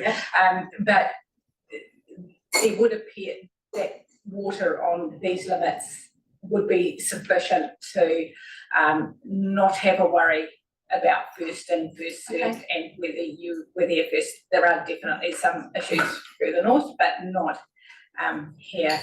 Okay, cool. And in terms of the timeline, that is a bit of a tricky one. Our plan has no limits. It says to allocate at a sustainable level. That is the operative plan. So that does present a you know, there is a bit of a vacuum when there is new information, but we need to consult on it, we need to talk about it and, you know, include everybody's values into that. But it's a discretionary activity to apply for groundwater, and a person can come and lodge a consent, and we've put this on our website. A person can see that this is what our science says. We are not wholly abandoning our existing limits, so it is an interesting situation. I guess we've not shouted loudly about it at this stage because we know that there are processes we need to go through.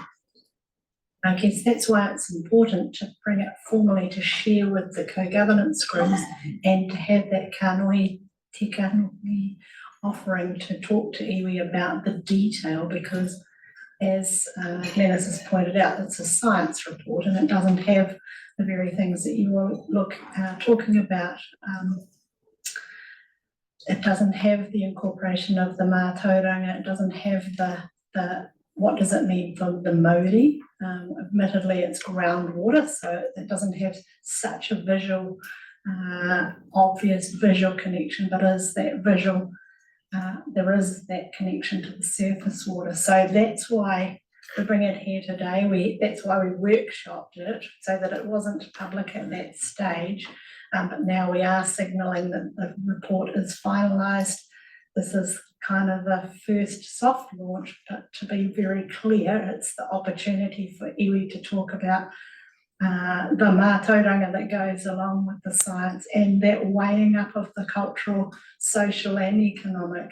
It's a community decision where we land with, we haven't chosen a policy position yet, we're just sharing that the information is available. But what Glenys is saying is true. As soon as that's considered best available information, it's public information, it's been paid with by, with ratepayers' money, and we do need to make that available, and it will be used in applications, and it will be a little bit tricky navigating the consent authority hat on, which is also why when we have the conversation, it's really important that the iwi Taio Hub RM members, the ones that are in the detail of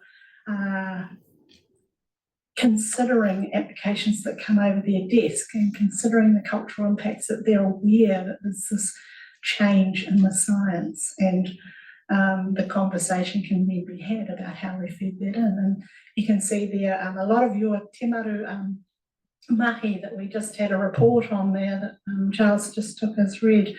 A lot of that we were expecting will help with some of these things, the pātaka kai stuff that you've been working on, that connection, all those things are all leading, they're all holistically leading in, and that's the conversations we need to have about where we land with some of this stuff. And the government is posing a few little issues with the timing.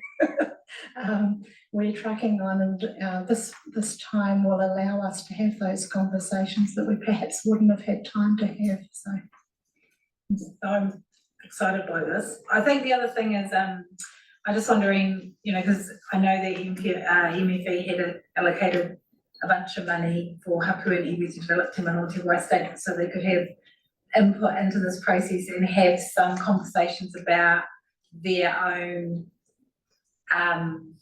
limits, what limit setting might look like for those compulsory values, but also some of their own iwi or Māori values that they would like to see reflected in the plan. So just, how that, and so this is the opportunity for those to start to be incorporated when you go out and have those conversations. Yeah. And then the other thing I would say is just the water quality considerations. So just thinking about groundwater and its relationship to surface water, but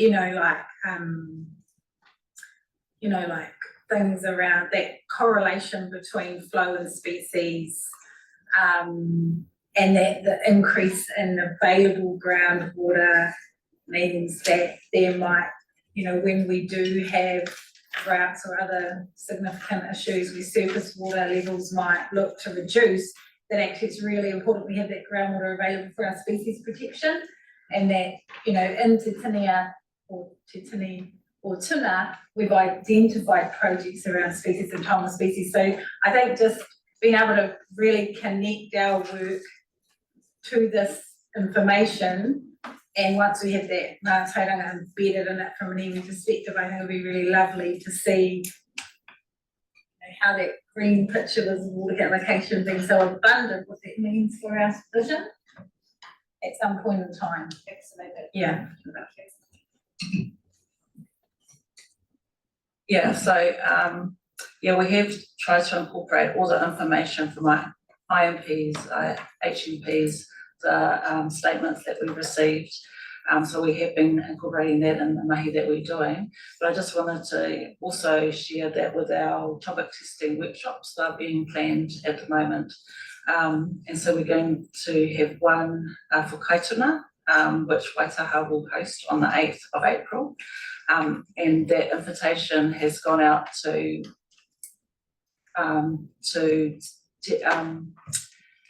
kaitiaki practitioners and one's, you know, technical planners of the iwi. So it will be a smaller group. It's not open to the wider iwi because it's going to be planning policy and also the water policy planners and consent staff will be there. So yeah, we hope to get those going over the next few months. But for Kaituna, Waitaha, Takipu or Tapuka, that's going to be on the 8th of April. So that just went out this morning. Yeah, goodbye. Kia ora, team. That will also include upper iwi from Kaituna? At this stage, for that particular one, it's going to be Tapuika, Waitaha, Ngā Pōtiki and Makitu.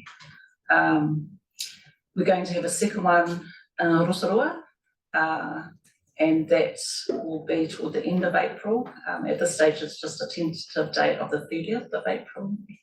So that will be more for the Lakes sort of district, and potentially another one sort of out Tapuai Hararu as well. And then there'll be different ones for Tauranga Moana and for Kohi.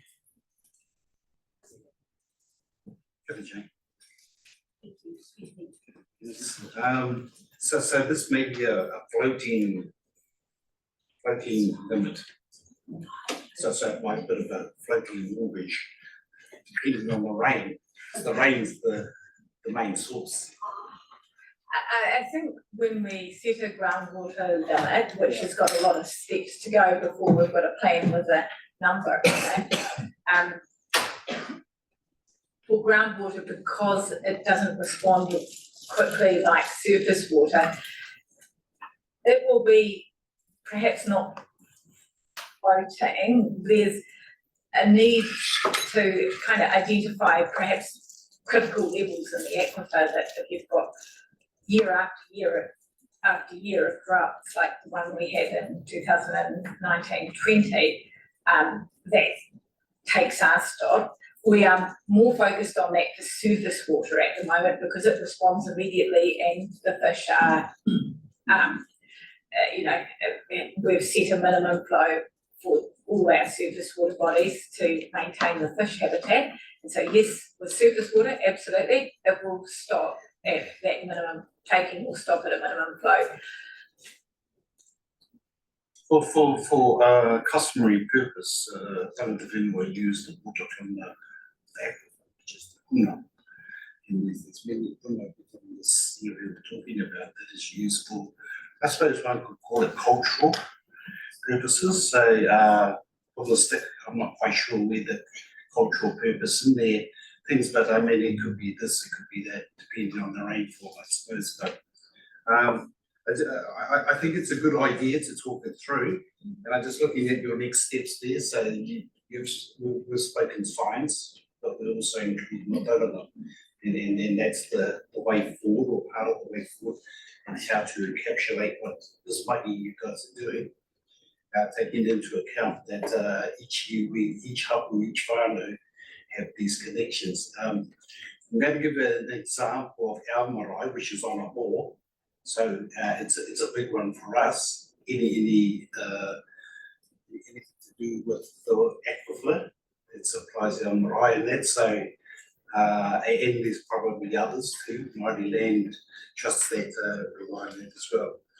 That whole idea around first in, first serve, yeah, I think we need to create something so that's not the way forward, but it may be more around some sorts of benefits, because what Māori have never really received from water take is any type of a benefit. Whether that's our Māori Land Trust, our marae, those sorts of things. So, and there should be a benefit. It's something that comes naturally. So I just want, in regards to the matauranga and those sorts of things, to ensure that when you're doing your talking with the various groups, that it doesn't shut the door on other groups to come in and also talk. So in this engagement, we have this body, but we also have the chairperson over there for the waiter, so who has a committee that also works within this. So I think it's kind of sharing how we go through this process. That's the projection for the future. Okay. Kia ora, any final comments? Well, thank you for your presentation. One more slide.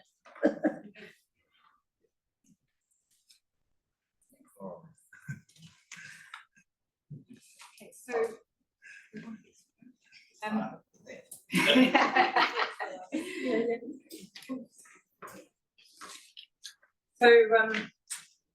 Sal here and the sitting back here has written a major report on access of water for the development of Maori owned land. He's mapped all of the Maori owned land, looked at the availability of water quantity, groundwater quantity in fact, and water quality. So that's the right to discharge, even if it be from just land use in general rather than a type. And the pie charts here from his report show that there is, he's shown that there is a difference in the utilisation level of Māori owned land in comparison to general title land. But that in the main, there is water quality and quantity available to support future development. Maybe Safal should speak, but I think key to his report was also that it can seem a little crude to talk about underutilised land, and because people have their own values for their land, and this is a desktop exercise that cannot possibly hope to understand the values and the particular circumstances of every piece of land. So it's taken a desktop kind of analysis of, is there opportunity in terms of water quality and quantity, considering the land use capability index and what that land is currently used for. I probably haven't given you do you?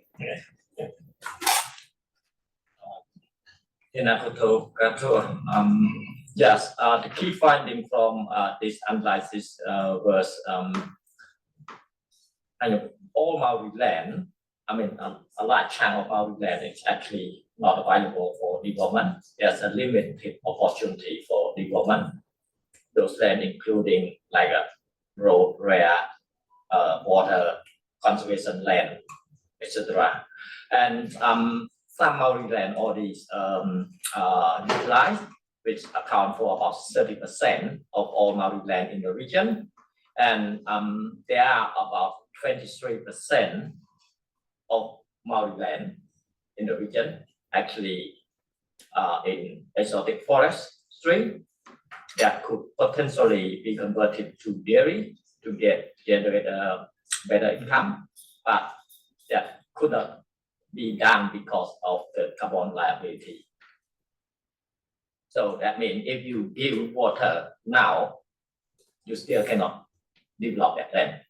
So that remain only 5.3% of all Maori land in the region would be considered as suitable and potentially viable for development.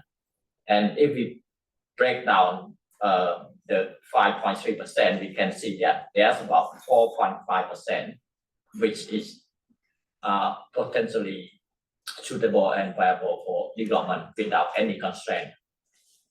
But look at that. Okay, yeah. And look at that. Yeah, that's for the whole region.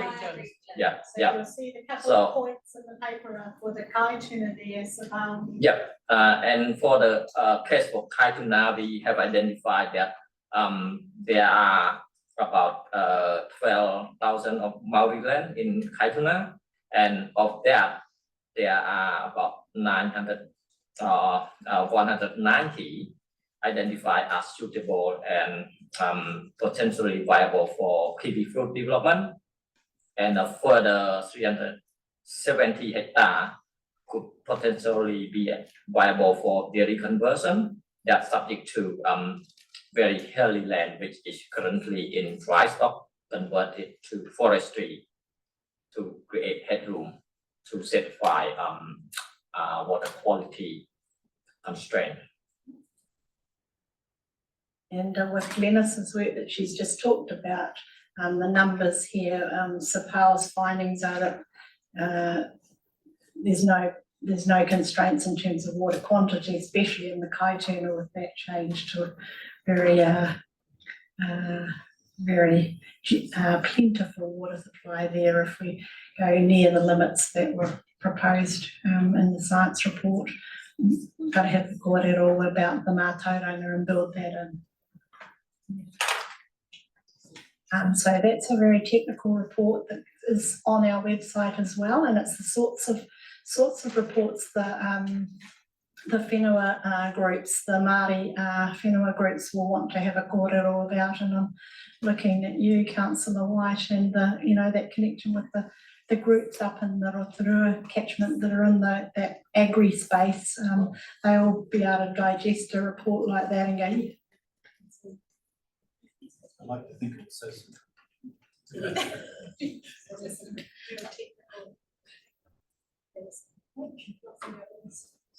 Anyway, there's some real technical stuff there, and it's making that available to the right people that have that technical ability to absorb that and work out how that fits with the water quantity conversation.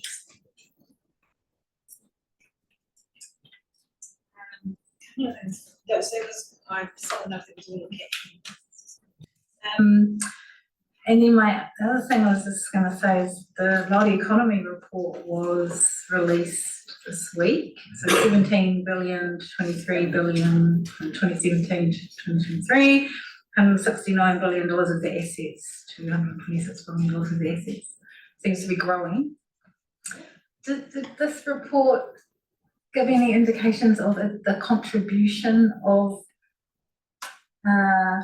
water allocation, like this picture? What does it mean in economic terms for this region if that is unlocked? Through the chair, this report didn't actually look at how much development of Maori land contribute to the economy, but we actually looking at opportunity of further development of Maori land, for example, in terms of conversion of other land use to kiwi fruit or dairy. Thank you. Okay, thank you for your presentation, Jody, Glennis, and the team. Ngā mihi kia koutou. Recommendation that the Maru Kaituna River Authority receives the report freshwater policy update. Those in favour say aye. Oh, can I have a mover and a seconder, please? Moving, Councillor McDonald and Riley. Good, thank you. Just like to offer an opportunity if there's any verbal updates from the members. Now's your opportunity.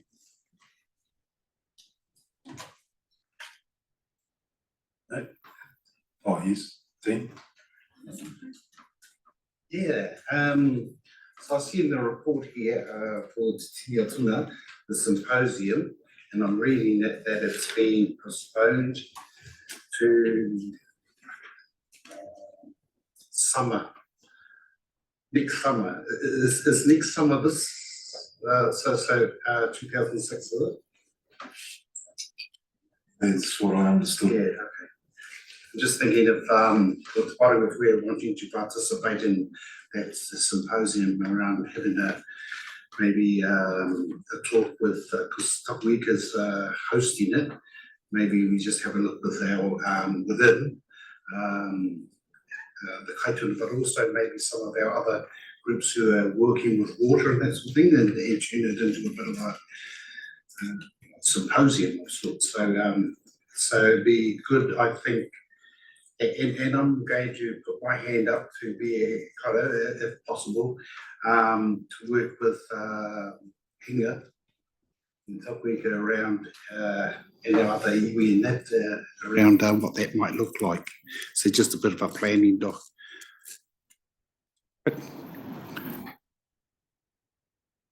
Kia te taru.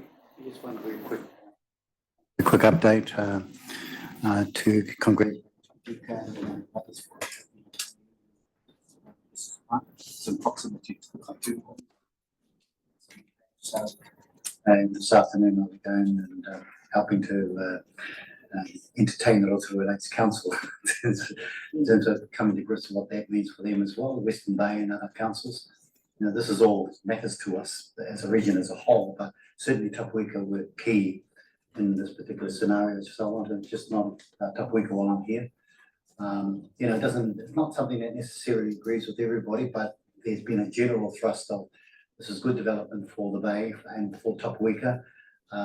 Hopefully they feel they're being involved in the appropriate way, manner, and judging by the opening that happened a few weeks ago, yes, they were very, very much connected to it all. So it augurs well for what's happening in the Bay.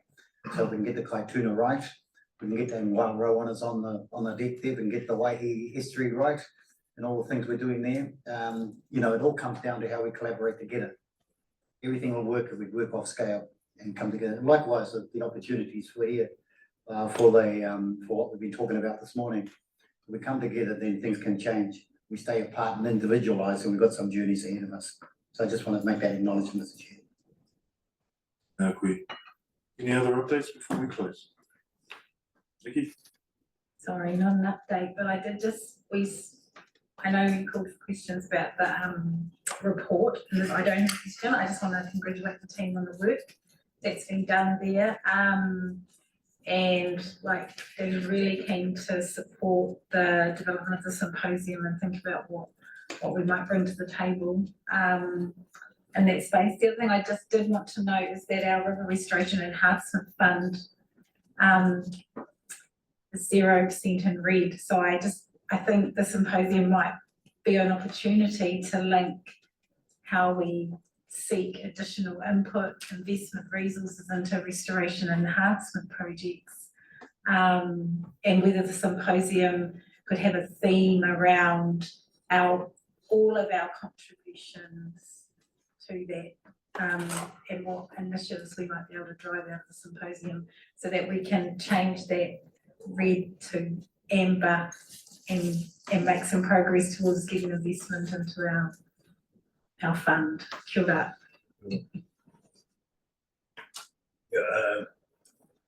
It's been a great, I suppose, wait some time about every part of the people and I think it's quite ridiculous.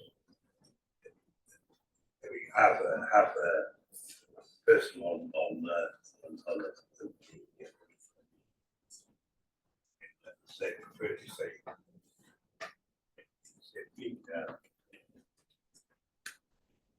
decided between something and represented.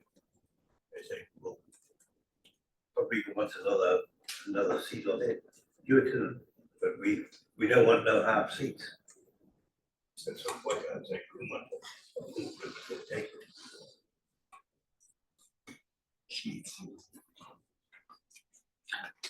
Just in response to that, I understand both of you are in conversations about sorting that seat. Yes. It's, because what I had already settled prior to Maru Kaituna being set up, then they handed me half a seat. And they were right in the middle of some hard battles. So I think they done, but according to Michael Cullen, they done quite a comprehensive historical account. And it went right now. Scientifically proven also by Kaituna, and they had all those mechanisms and historical places trustee and just exercises. But that's one thing that they wanted to put in, and I think they're planning to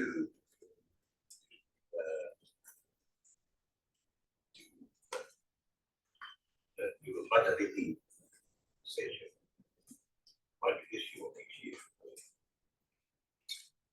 And the historical part of it is what is to do customary rights of the gods. Papai tēnā koe. Just before Karakia, I'd like to thank Claudia and Steve for your assistance today and filling in with Jenny's absence. Thank you very much. E whakakopani iho e nā kōrero I tēnei wā, kia karakia tātou. Kia whakeiri hea ki te tapu o te kōrero o te awa nui o tapu ika ki te paitara whare, tūturu o huti whakamaua kia tīna haini hui e tai ki. There's lunch down the back. Please have a meal before you leave. Mā moko ira e karakia. Tēnā.